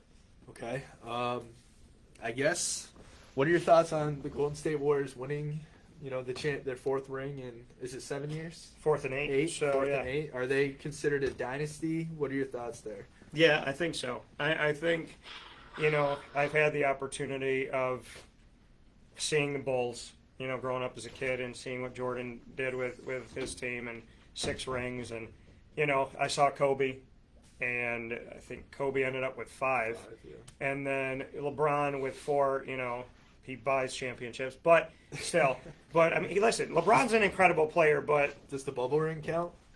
does the bubble ring count? I count it. You count the bubble ring? Yeah, I mean, I think you have to.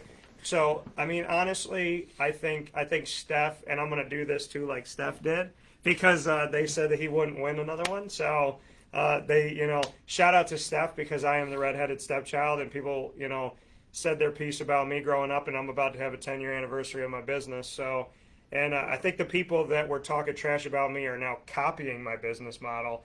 So if you can't beat them, I guess you are trying to join them. So congratulations. But like Steph, I'll do this all day. So I think it is a dynasty. I think it's one of the greatest teams that we have seen in recent history of any sport. And I think it's really funny that they said that Steph won this one with a bunch of bums, because Klay Thompson and Draymond Green and Andre Iguodala have been with him for all 4. And Steve Kerr's been the coach of all 4. So how you're going to say, like, these guys are trash? Like, do I agree with the Draymond Green, like, antics and ridiculousness? No. I know they use it for a reason, but I think it's ridiculous. Did Klay play his best? No, but Klay came back from, being injured for, like, 2 years. So, to me, he didn't win with a bunch of bums. I think that's disrespectful. I think it's disrespectful to Poole. I think it's just disrespectful to Andrew Wiggins, who I was thinking could be one of those dark horses, and he stepped up. So, in my world, Golden State can win another one, and I do think they're a dynasty. I love it. So, and Steph Curry is one of my favorite players of all time. So, and I liked him when he was at Davidson. My question for you, are you a better soccer player or a better basketball coach? Ooh, or basketball coach. Man, honestly. And Alex is definitely watching and listening off camera, because he's made a decision already. Wow. So I guess if you were to ask Alex, he would definitely say soccer player. You're a better soccer player? Yeah, Alex probably would, because, I went and played pickup with him, and, it was a few years since I put the boots on. He got up and walked away. But, I dusted off the boots and scored a few nice goals, and he was holding me back. He was holding me back a little bit, but, obviously, I think I would have to say, like, seriously, I'd say at this point definitely a basketball coach, because I've been so focused on it. Okay. For the last 5 or 6 years, just improving as a basketball coach. Okay. So a better coach than player. Coach. Okay, but you have dusted off those soccer shoes, and you've been able to do your thing. So. A little bit, still got it. Yeah. Kate and I were juggling this weekend. Nice. On Father's Day, just getting some touches in. On Father's Day and on my godson's birthday, him and I were playing, because he's a big-time soccer player, little kid, 7. But he loves playing the game, multiple goal scorer right now. Nice. So I think it might be something he takes seriously growing up. And so him and I were out in the backyard playing, which was fun. He got me out there running around and, going left foot, right foot. So I scored a few lefty goals, which I was proud of. Had some darts, but yeah, we definitely had some fun. He kept me on my toes. And so did my niece. So shout out to Ari, 2 years old, and she's out there talking now. And so I would have the ball, and she would go, to me. And then so I'd have to pass to her, and then I go, all right, you're going to score. And she'd go, yeah. And I turn her around, and she'd go, okay. And then she'd shoot on the goal. So we had a good time together. That's awesome. What's your second one for me? My second one. I mean, I wasn't going to use this one, but is Steph Curry the best, the GOAT point guard? The best point guard of all time? I don't think he's the best point guard of all time. I think arguably... Do you consider him a point guard? No.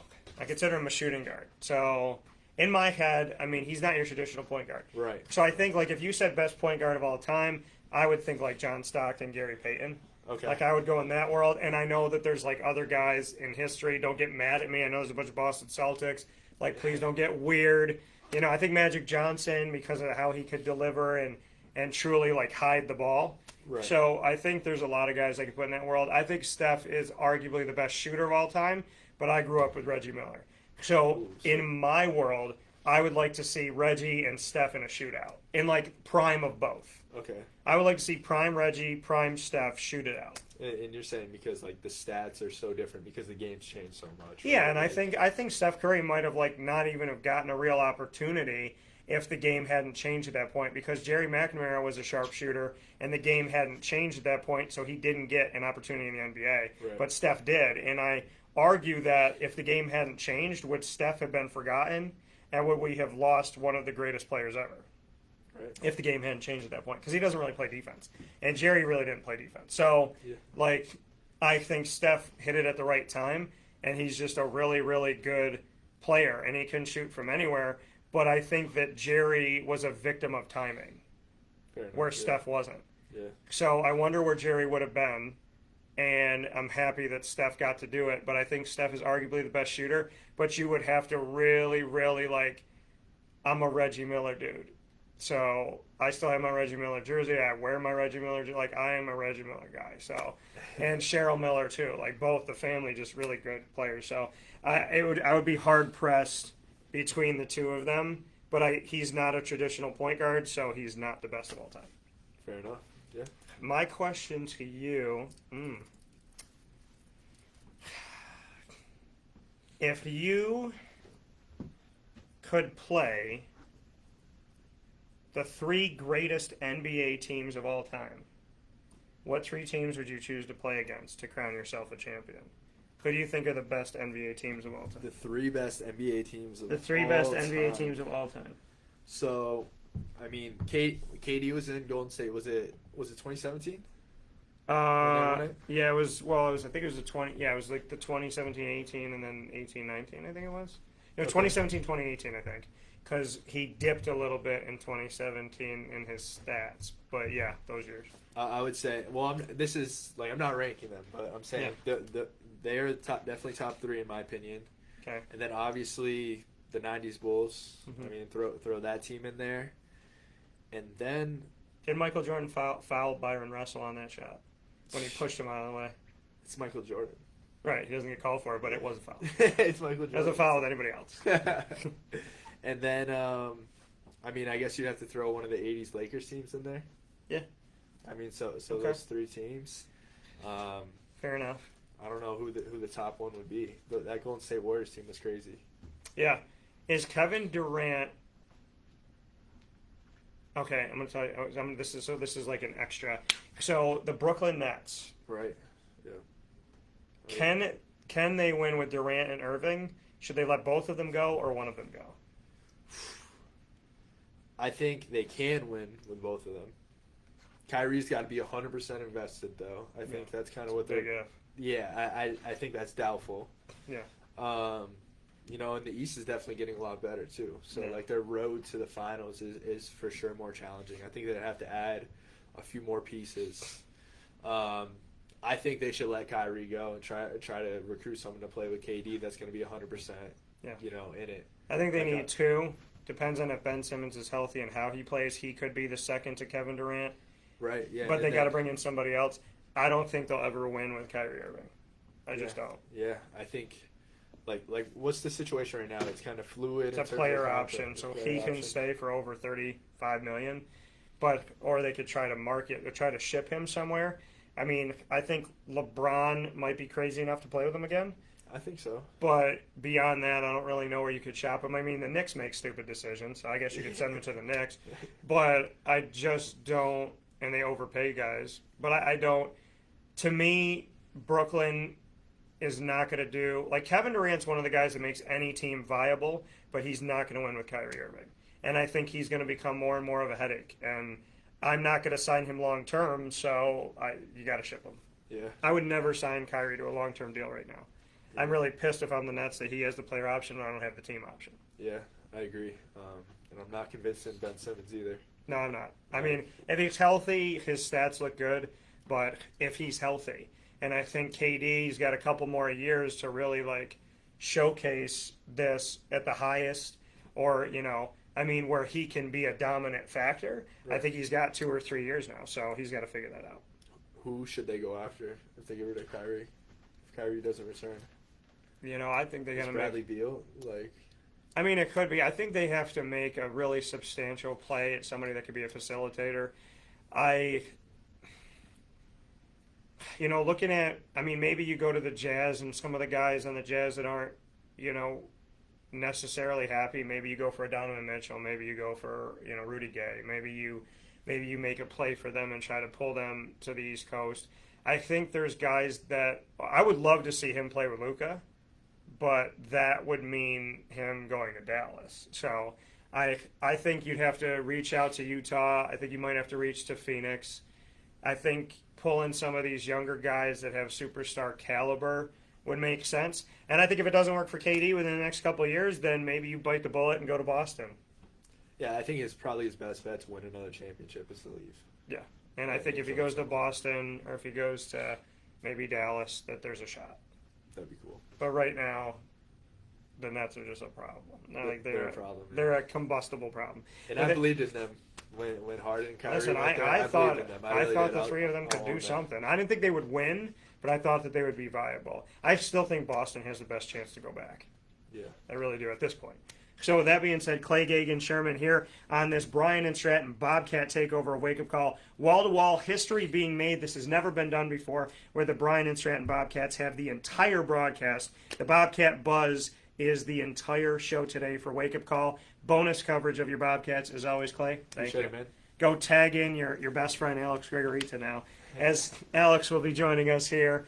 Alex Grigorita, assistant AD, women's soccer head coach, and national champion as of this past year, won his first ever national championship as a head coach. So, very excited to have Alex Grigorita on the show here with us as he is coming into the broadcast. Once again, your women's soccer head coach as well as your assistant AD and national champion. So I'm very much looking forward to the opportunity of bringing him in here momentarily, and appreciate you all for being here on Wake Up Call with Dan Tortora in our Cafe Cubal travel studios for this Wake Up Call Bobcat takeover, making history as the Bobcats have been on the show, the Bobcat Buzz, since February, but the Bobcats have never had a wall-to-wall entire broadcast dedicated to just them. So we're making history here today on the first day of summer as things are heating up here on campus with the Bobcats. So with this being said, Alex Grigorita here with me,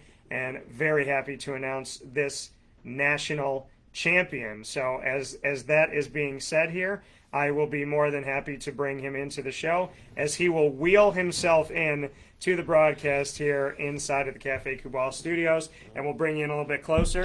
Mr. Grigorita, how are you? I'm doing well. How are you? Good, happy to have you. I know you were listening to Clay, so how did Clay perform in your opinion? How did he do? I try to avoid listening because it's a lot. It's a lot to listen to Clay. But, first of all, I think we haven't seen each other since the big event, so congrats. Thank you. Appreciate it. I'm very happy for you. I feel bad for Carrie. I don't know. Hopefully she knows what to expect. And how are you feeling? I'm doing good. I'm doing all right. I'm a calm person, and so I think what people realize is I'm fiery when it comes to defending my family. I'm fiery when it comes to like going after my dreams. But I'm actually like in the comfort of my own home. I'm turn on some music, play with the dog, just relax and watch some TV. So I'm a very calm, like home person, and I think I need that because I have so much energy for what I do. So nice. Yeah, nice. I'm a calm fella. Good. Yeah, that's good to hear. How are you when you're at home? Are you calm, or are you just as animated?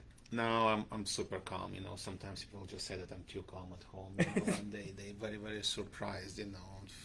It's different type of Alex, and you cannot be 120% all the time. So sometimes you just gotta find your peace and your spot, to re-energize your battery, I guess, and that's what the key is, and I feel like just like you said, at home, this is the place, this is the place where you just gotta take a deep breath, and just kind of catch your breath and just figure it out, okay, the day is almost done and stuff, although my daughter is absolutely high energy kid, so she keeps me on my toes every single day.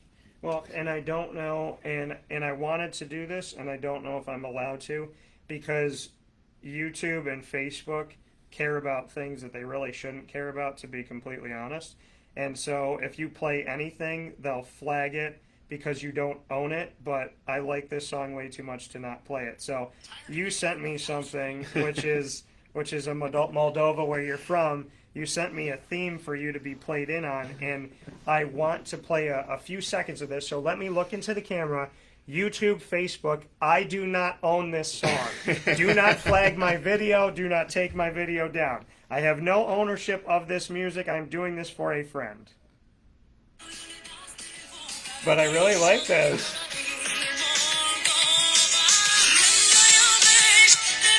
I really did. I liked it. I was bopping a little bit when I listened to it. So where did you find that song?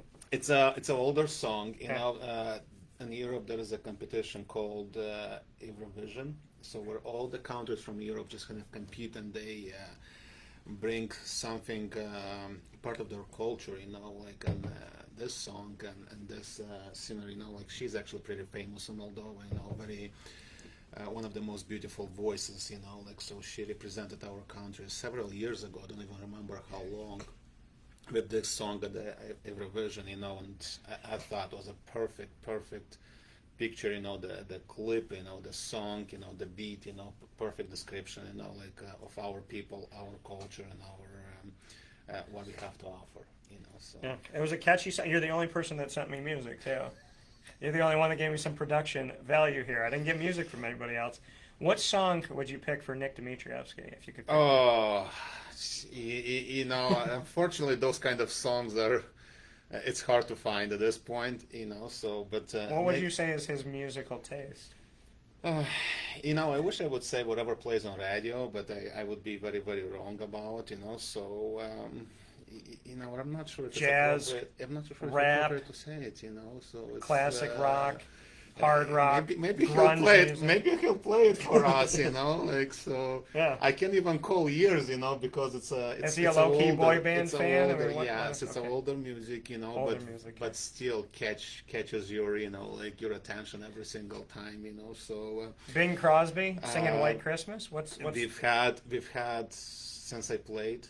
Since I coached, we almost always have to have the same warm-up music, you know, for Nick, you know, because it's just kind of consistency, you know. What is that? If you know a little bit about Nick, is you know that he likes consistency. You know, consistency is the key. You know, so that's. What's the warm-up song? You'll ask him, you know, when he gets okay. next on show. You know, that's going to be a question for Nick. You know? I am going to ask you this, and it's a two-part question. Because I'm never going to give this up until I see it. And I feel like we've built a strong bond since February, and we'll continue to do that. And someday, I really believe Nick will show this to me, whether or not I'll be sworn to secrecy. Is the note in the office, and will I ever see the note? The about you.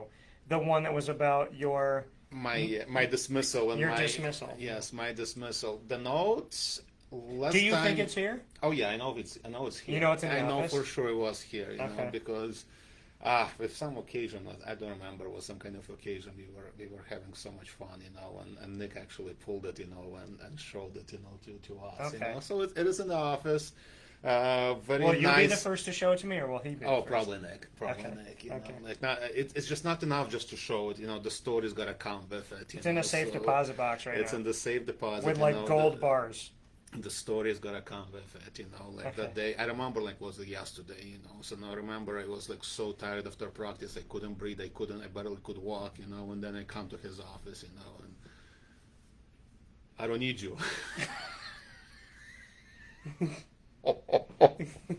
I'm like, what do you mean, coach? I just put like 12 miles right there and stuff like that. So that's how he started the conversation, you know, and then obviously, you know, we talked everything and we discussed, you know, and figured out the plan. But listen, that's gonna carry on with us, you know, for years. Yeah. We don't talk about that story often, but when we do, it's just so much fun, you know. Have you ever played it back to him where you've like maybe planned a dinner with all the coaches and then texted him and said, I don't need you, or something like that? Have you ever tried to throw it back at him? No, I haven't, you know. Okay. I haven't. You are a jokester. I'm surprised you haven't done it. You know, we have so much more to joke about, you know, but I'm sure, you know, I'll keep that in my back pocket, you know, for some special occasion. Maybe when Nick retires, you know, I'll say, like, I don't need you anymore. So you're the assistant AD with being the women's soccer head coach here at Bryant Stratton. and Nick is the AD. Yep. What has been your favorite part administratively about working together with Nick? What would you say about, being an assistant athletic director, what that's done for you beyond being a coach and being a leader here that has to, obviously make tough decisions and do all these behind the scenes things?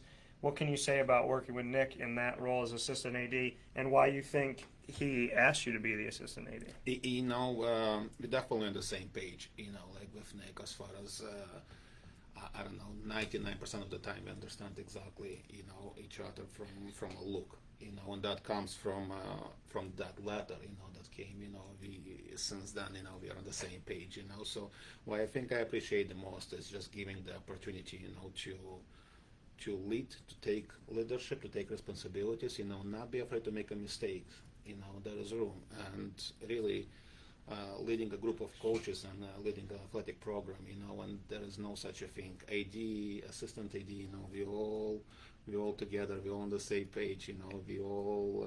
Is that the letter? That is. He has a digital copy of the letter. I was hoping to see it someday. And that surprises me. I thought he's gonna pull that, print out with the Bobcat logo somewhere, The facts, the facts that beep beep beep. Beep beep beep. Yes.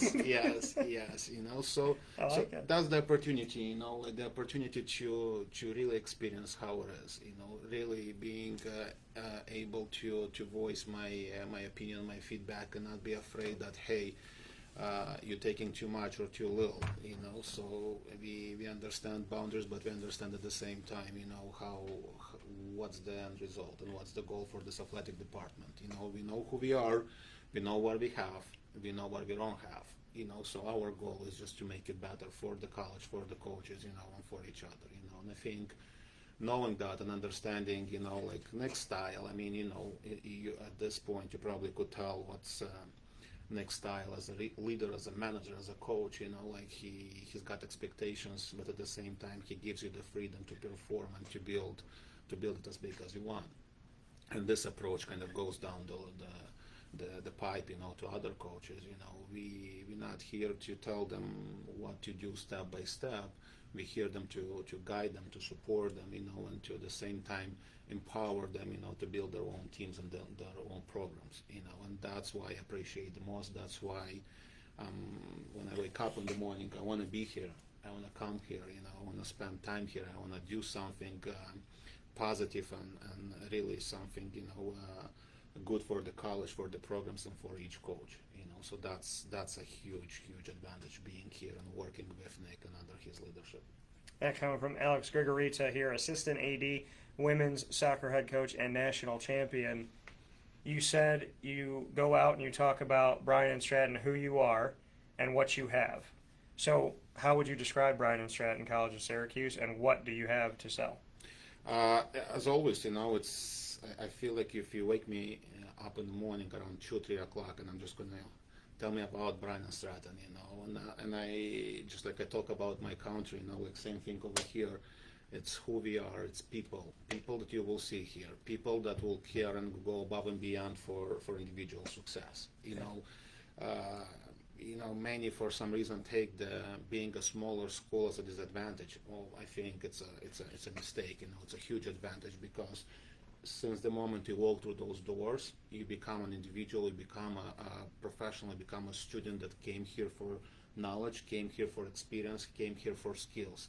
Yeah. And your name will be known by most of the staff and definitely by your instructors, instead of being just a number who walks through the doors and then walks away from us, like nobody remembers, and there is no footprint, there is no legacy behind it, like who comes here, they definitely build something, and they definitely build that success, and they get the tools to be successful down the road, in their careers. And I always say there is nothing better, no better feeling seeing those high school seniors, right, or transfer students or some other kids who maybe didn't have a good experience, so they got me I was just about to ask you, sunflower seeds. because Shawn said to me, he said, I'm going and leaving and doing something that is going to happen during Alex Grigorita being on air. And I just checked the feed because I didn't know what he was going to do, and he just threw you. I'm going to bring these on camera. He Don't just threw you. advertise. Don't He advertise. just threw you sunflower seeds here because you have gone into his office and eaten in front of him all of his sunflower seeds with no apology, and you haven't given him any money for it. So he brought these. Let to me you. finish my thought, and I'll describe you. You know exactly Okay. what happened. You with got ranch and sunflower. original though. He thought about you. That's some new flavor. I haven't tried those yet. You know? Okay. So That's because they weren't in his office. probably. You know, so like I said, you know, there is no better feeling than just seeing those students, like high school students, right? High school seniors, transfer students, maybe some older students who didn't have much success somewhere else, coming here, gaining the momentum, gaining that experience, you know, playing high-level sport, getting education, high-level education here, and then seeing them succeed in life. You know, and that's what we're all about. That's what Bryant Stratton is about. You know, building students' future one student at a time. You know, like, and that's exactly what we do. I love seeing. I have most of my players are on Facebook. You know, somewhere there. I see their success, and I'm happy to. I'm so proud to see their success. You know, after or upon graduation. You know, so sunflower seeds. Yeah. I didn't know that baseball coaches are so huge on sunflower seeds. You know, Yeah. so They have to have something. There's something that has to take the place of like the chewing that used to happen way back in the day. So some of them it's bubble gum, some of them it's sunflower seeds, because something to chew and then like spit back out. It's just telling me how boring the game must be. You know, that they have to do something else besides coach. You know, so because believe me, yeah, during the soccer game you don't have even time to get a drink or something. You know, you're into the game. You know, so must have been the sport. You know, and stuff. You know, but Shawn had a huge arsenal of sunflower seeds, and I haven't Not had, anymore. I haven't had sunflower seeds probably since I left my country about 12, 13 years ago, you know, and he Okay. just brought me in. And I know it's a bad habit, you know. I know once you start it, you can't be stop it. done. You can't stop until you finish, you know. So, and he just kept bringing. I haven't gone to his office. That's a lie.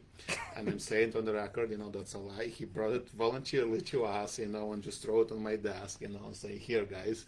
You know, and not only one pack, but I think 2 packs or something like that. You know? And now you However, have to- the best sunflower seeds are in some of the European stores. You know, Okay. like so important. You know, unfortunately, and I gotta say this with full honesty. You know, no advertising. Just saying. You know, just a statement. That coming from Alex Grigorita. Before we jump into Nick Dimitrievski to round out this Bryant Stratton Bobcat takeover on Wake Up Call in our Cafe Cabal Travel Studios. 2 final points. Rapid fire will be last. But you're a reigning national champion of 2021.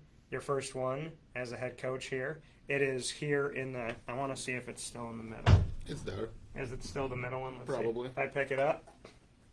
Yeah, look at that. It's still the center.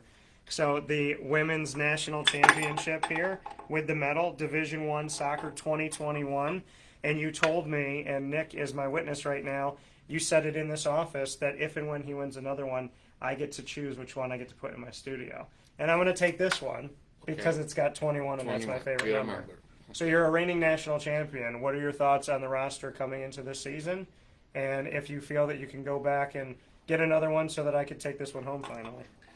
Well, as far as roster, I know we are literally one or 2 players away from being complete on what I would like to be. You know, there is no such a thing like having too many good players. You know, because a good coach will be able to find the spot and find the room for as many good players as he can get, you know, or can join the program. You know, so far I'm excited about the returners that we were able to bring back. You know, and the new players, you know, and we talked about this last time, you know, like it's weird how recruiting years, you know, not alike, you know, they're so different, you know, like my last recruiting cycle, you know, I was able to recruit so many forwards and attacking players. This recruiting cycle, for some reason, you know, wasn't a focus of mine. It just happened to recruit most defensive players, you know, but, you know, defense wins championships, you know, so our goal is going to be from day one, again, focusing on the process, you know, we talked about this all the time, you know, focus on the process day in and day out,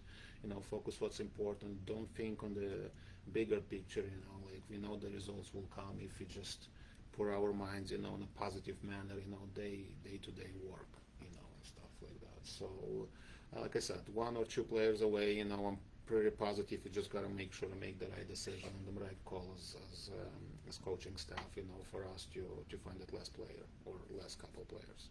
That coming from Alex Grigorita, assistant AD and women's soccer head coach, and we're jumping into rapid fire, and then Nick will round us out here. Your first question. You get to go first. Sure. So, if Dan Tortora wouldn't have a chance to do what he does the best, which is talk all day, what else would you do with yourself? What would be your backup, or what was your backup career in case if your successful career as a podcaster, as a media person, wouldn't be taking place right now? Well, I would say it's not a backup. It's something that's still going to be done.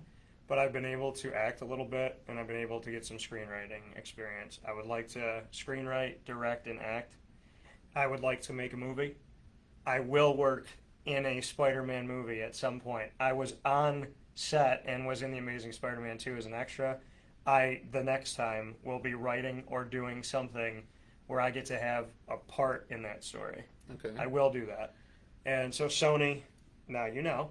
And then I would say comedy. I love making people laugh. I've loved that my whole life.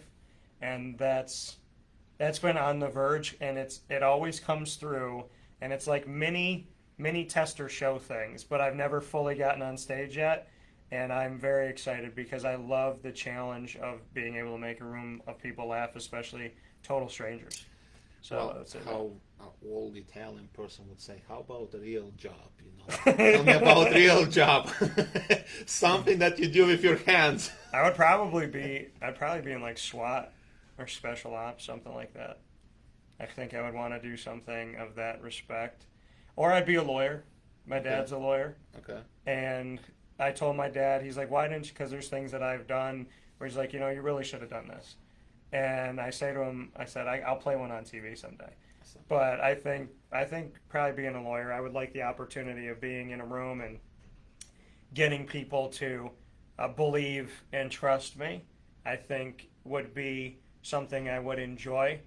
And yeah, I definitely think there's a lot of fun I would have in a courtroom, and the comedy would come through there too. Courtroom is definitely something special. I had a chance to be in a courtroom a couple of times translating for people, and it's a different type of vibe there, it's definitely a special place. Was that for your arrest or someone else's? No. Just kidding.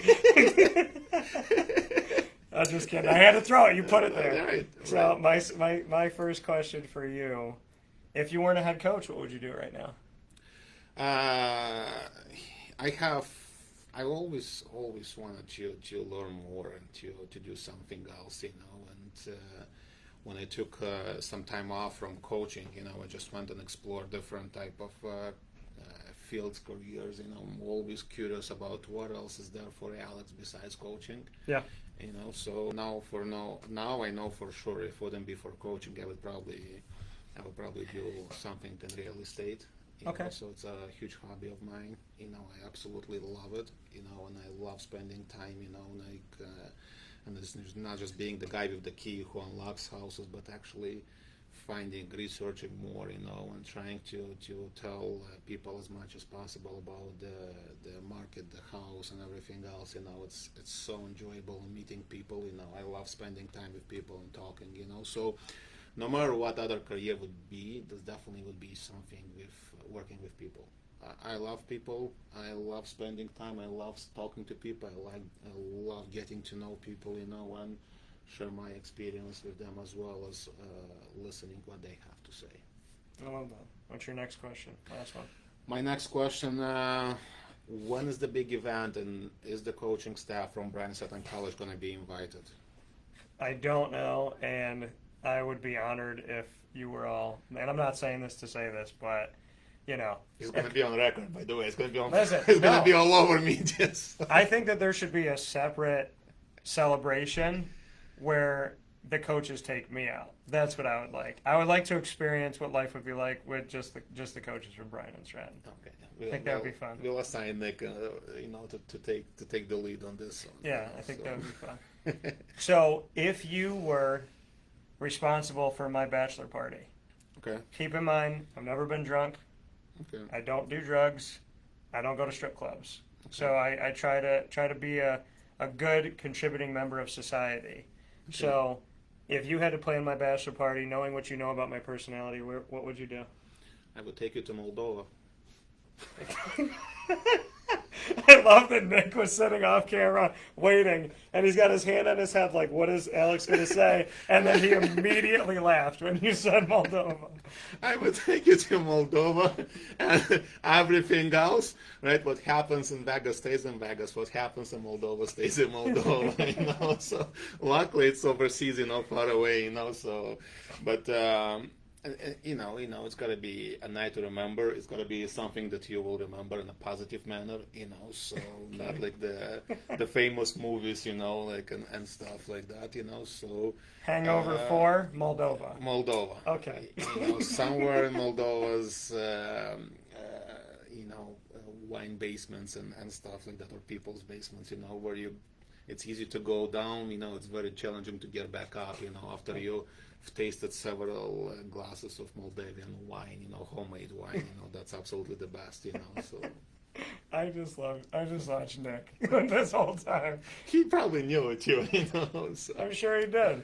So with that being said, Alex Grigorita, always a pleasure and appreciate you as Thank you. always. Thank you for being here. And with that being said, our Bryant Stratton Bobcat takeover of Wake Up Call will conclude with Nick Dimitrievski as we will switch seats here and we will be joined by Nick here in just a second here where sports meets life on Wake Up Call with Dan Tortora inside of the Travel Cafe Kubal studios. So very excited to have Nick here with us, and Nick is also a national champion multiple times over, and not only a national champion, but can also boast of the fact of being the athletic director here, leading the entire athletic department, and having the opportunity to be the men's soccer head coach after playing the game himself. So much appreciation for having our Wake Up Call Bobcat takeover as we make history here.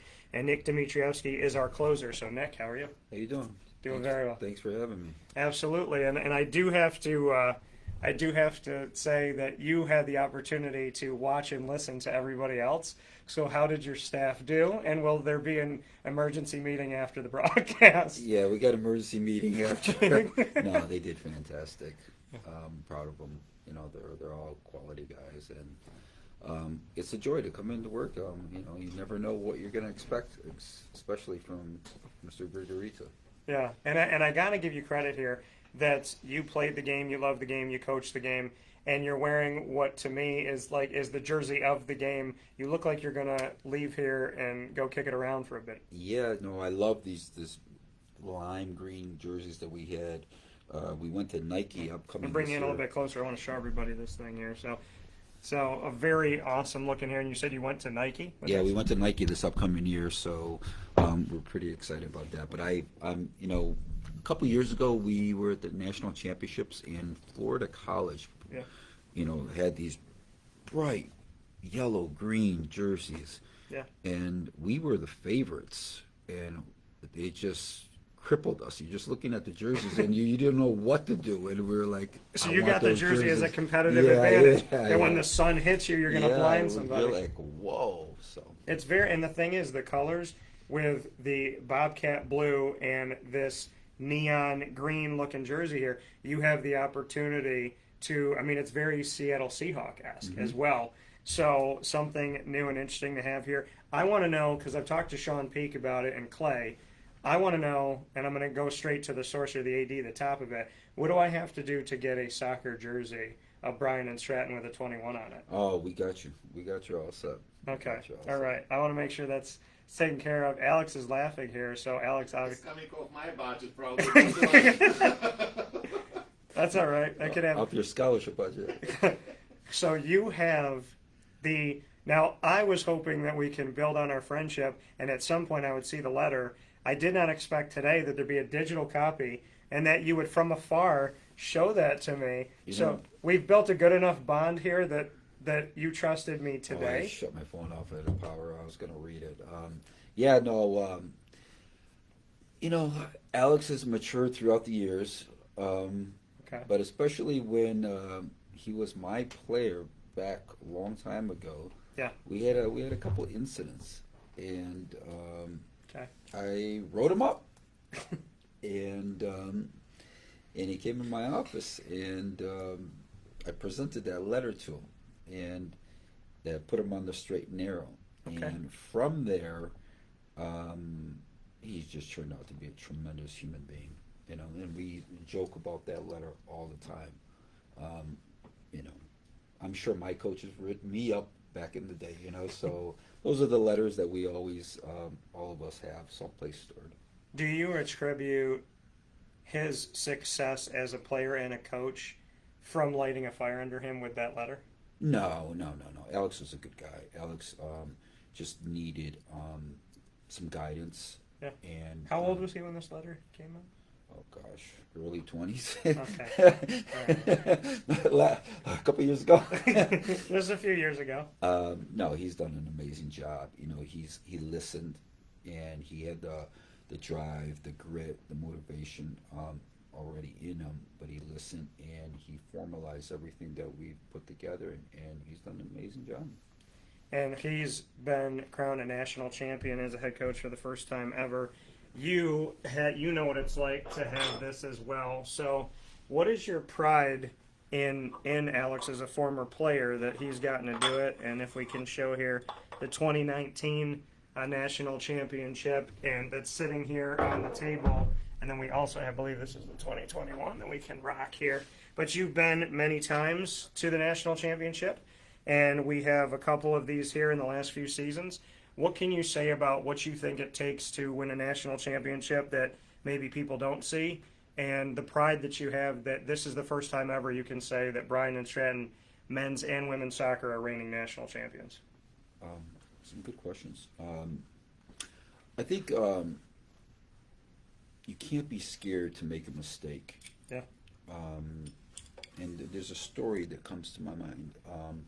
When Alex lost 2 years ago in the playoffs and the championships, and I remember at halftime I went up to him, and they were losing, and I said, "Don't be scared to make a change with formations." Yeah. And he didn't make that change, and he was making those changes last year. So I think as coaches, as managers, as directors, you can't be scared to make a change. And we, on the men's side, my gosh, I remember sometimes we were in the national semifinals. And this is a true story, I had a first-team All-American goalie, and we went into penalty shot overtime. And my goalie was so slow off the line. Yeah. And they're scoring. Dean College, and we were the number 1 seed. I think they're number 2 or 2, 3, and they're scoring at will. And I said to the assistant referee, I said, "Can I change a goalie for the penalty shots?" He goes, "Sure." Now, my second goalie was up in the stands because he was injured. So my third string goalie was next to me that didn't even have his shoes tied, and had tape coming off his uniform. And I said, "Get in." And the other team just lost it. Like, "You can't do that." The kid went in, and once you know it, saved the penalty shot, and we won to go into the national championship game. Now, if you roll that back, if we would have lost that game, I would have probably been the most hated coach in the world. Like, I would have lost the trust of my team and everything that would transpire there. But I took a chance that I don't think anybody would take. And the kid that is a third string goalkeeper came up with this ridiculous save that the celebration after you think we won the World Cup. So that's there's a lot of those stories that go south as well. But I think overall, if you stay true to what you're trying to do, but take chances, calculated chances that is going to put yourself and your team in the best winning light. Well, and I love that because you have to be willing to take those chances, and that speaks a lot to that goalkeeper for being ready. A third string goalkeeper that obviously had to prepare themselves to go out there and do it. That next man up approach only works if that next man or woman is prepared to go up. So can we shout out the name of the goalkeeper? I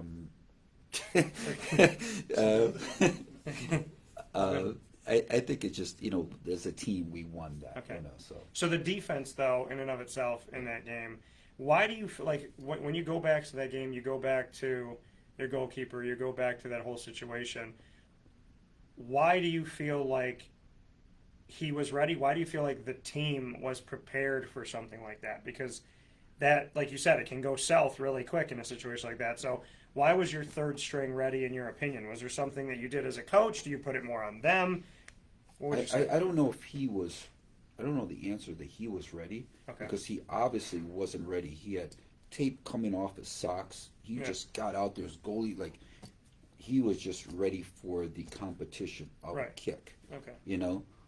I think the ordeal that happened for me to change that goalkeeper caused a circus atmosphere, and I think their player froze up.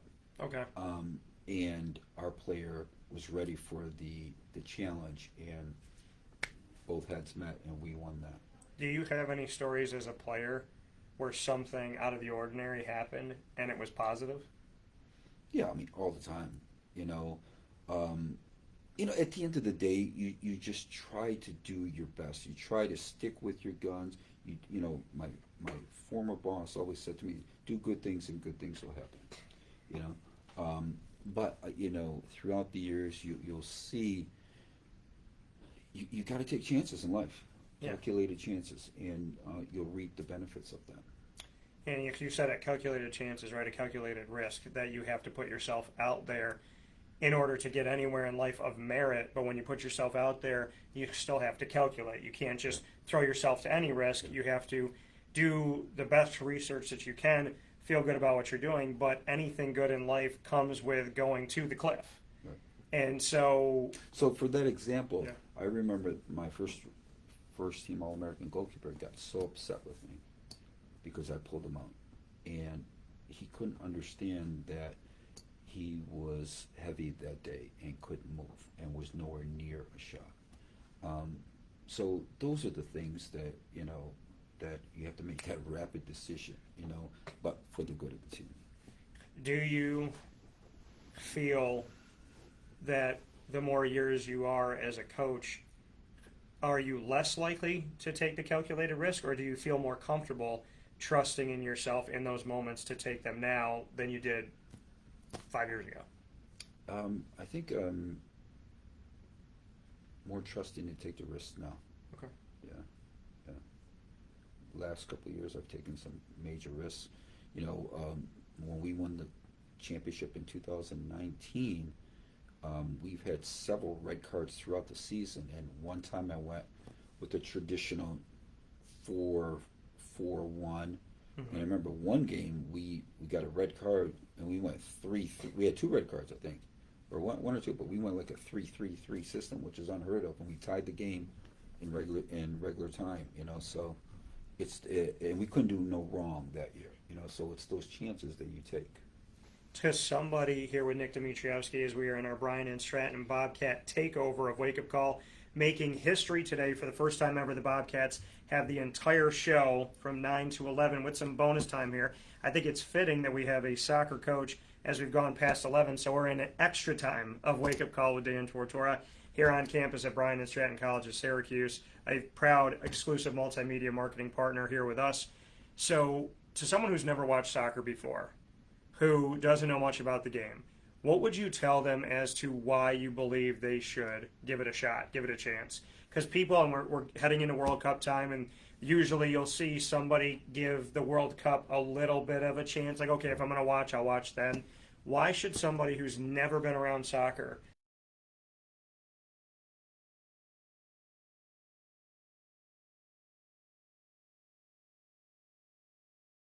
scoring like in football 50 to 24?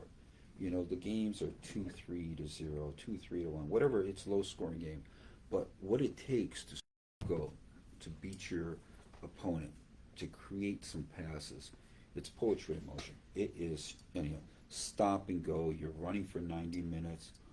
It's teamwork. It's everything. It's everything in there. From watching the game and from coaching the game myself when I coached U12 in Pennsylvania, why it takes forever sometimes to score a goal. Why, after a goal is scored, it seems to be the most right time for a team to either score another goal or for the other team to score. Once that seal is broken, that's when you typically see another goal scored, either to tie the game or for the other team to expand it. Why do you think that once the seal is broken on scoring a goal, we see another one? Yeah, they say the most dangerous lead in a game for soccer is 2-0 because you get complacent, as opposed to, imagine in your mind you've got 1 minute to go, and you got the ball there, and everyone's is on firing on all cylinders. Yeah. So I think the answer is complacency. Okay, fair enough. Before we jump into rapid fire, for you putting this season together, this roster together, what can you tell us about the team that we're going to see this year as a reigning national champion? I lost my whole midfield, lost a big-time defender, first-team All-American goalkeeper, top forward in the country, and I think we've done a really good job of replacing these kids with high-end quality players. So I'm pretty excited about that, So we're in the final stages of all that. They got to go through their visa appointments and all that, so hopefully everything works out. But I'm excited. I think on paper we could possibly even have a better team than we did last year. But again, it's going to be a brand new team, and there's pros and cons with it. Yeah. So I'm excited to get some fresh new blood in here and get them to understand what it takes to be a champion. When you win a national championship and you have a brand new team after that, how do you bridge the gap? Because they have to get comfortable together. They have to learn how to play together. There's all these things that you have no control over. So how do you stay viable in that middle ground of, we just won a national championship, I'm replacing almost my entire team? I think, like you said, I have the talent that may be even better, but how do you bridge the gap of that and say, we're forming a new nucleus, we're looking for new leadership? It's amazing what's happened 2022, 2021, the last 5 years. Players have... I get players from national teams, from high-end academies, and from Europe, from all over, especially overseas. And when they come here, they're not used to our style. And what's amazing that happens as an 18-year-old kid, when you don't like something, because it's change, they have a hard time with it. And I remember several European kids, well, this is not our style. This is not what we're used to. This is not the way we go about it. And I would say,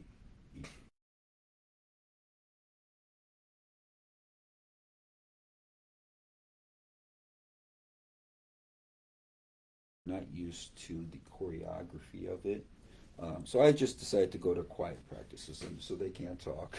No, they adapt pretty quick once they see the success of it.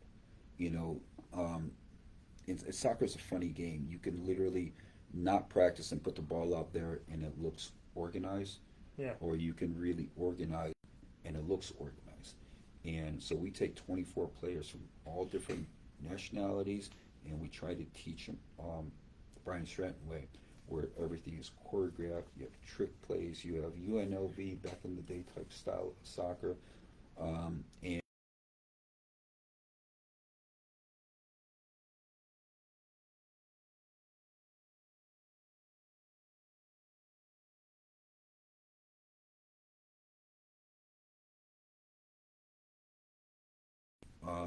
Senegal than they do here. Yeah. That coming from Nick Dimitrievski, AD, as well as men's soccer head coach and national champion. We're jumping into rapid fire. We got two apiece. You can ask first. Tell me a secret about yourself. Oh, wow, so many. Oh, boy. A secret about myself. Alex, you're going to want to stay for this. You want to say for my next question? I got a good one. So, a secret about myself. I, as a 12-year-old, hit a Disney cast member with a motorboat. So this is the story. At 12 years old, you were allowed to have a motorboat. I don't know why. And you could go to Disney and drive it around. So I was at Caribbean Beach. Our parents let us go. And James and I had it. And James was always like, he was Mario, I was Luigi. I said, I'm not sitting in your boat. I'm not being a passenger. If we're taking the boat out, I'm taking the boat out. I had never driven really much of anything. And so they tell us with the boat that there's this rope that's your seatbelt.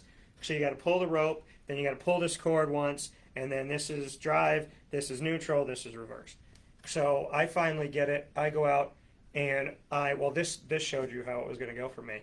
I was pulling on the thing, and I was like, why isn't it going? They're like, because you're pulling the seatbelt. So I put the seatbelt on, I put it in drive. We went around for an hour. It was great. Had a great time by ourselves, spinning around in the boat. And then you have to bring the boat back in. And Disney set us up to fail.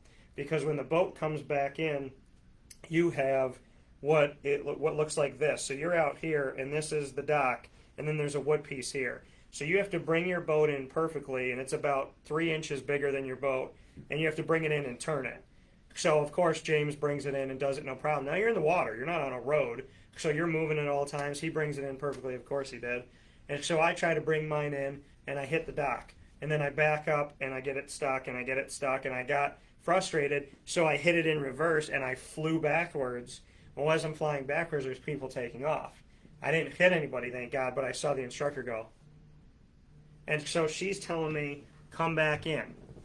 And I'm saying, okay. So I start to come back in, and she yells out, she goes, neutral! And I'm looking around going, I don't want to sit out here in the boat, so I can't be neutral. If you're neutral, you're just rocking in the boat, and it's carrying you back in the water. So I start to come in a little bit. She's talking to James, and she goes, neutral! And I was like, what is she talking? I can't go neutral. Like, I need to get the boat back. So I hit it into drive, and her last 3 words were neutral, neutral, neutral! And I got scared. I hit it into overdrive. I go flying toward the dock. I'm terrified now. I've let go of the wheel, and I'm going straight toward them.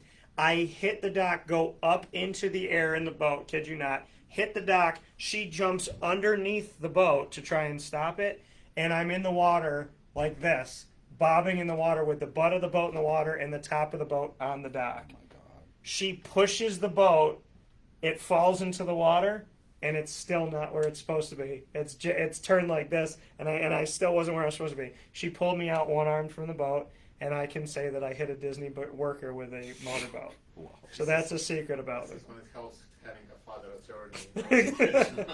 So I was 12. So my question for you, Nick, you know what? I'm going to stick with it since I told that story. Tell me a secret about you.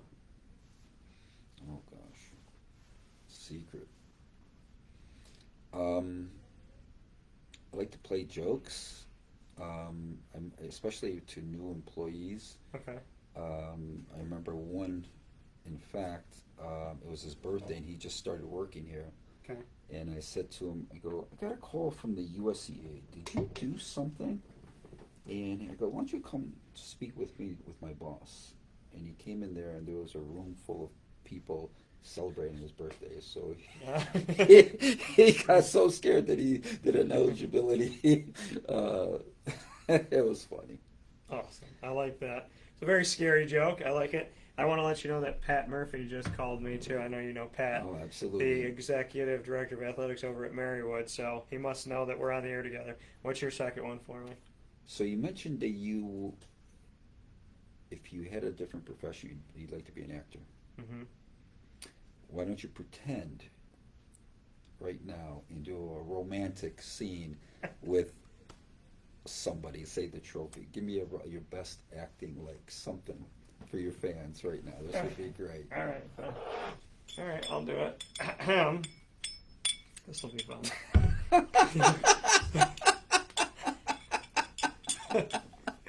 Wait a second, don't make me laugh.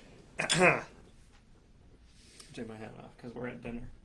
All right, so we're at dinner right now, okay, and we're celebrating. We're all dressed up, and so I have my girlfriend there. Really? Yep, I have my girlfriend at dinner. So I know that we've been dating for a few years, and I know that obviously you've been expecting something, and I know it means a lot to you, you know, this night. And I know we came to this restaurant, which is the first restaurant that we met at, and I know that for you, you're looking to take the next step.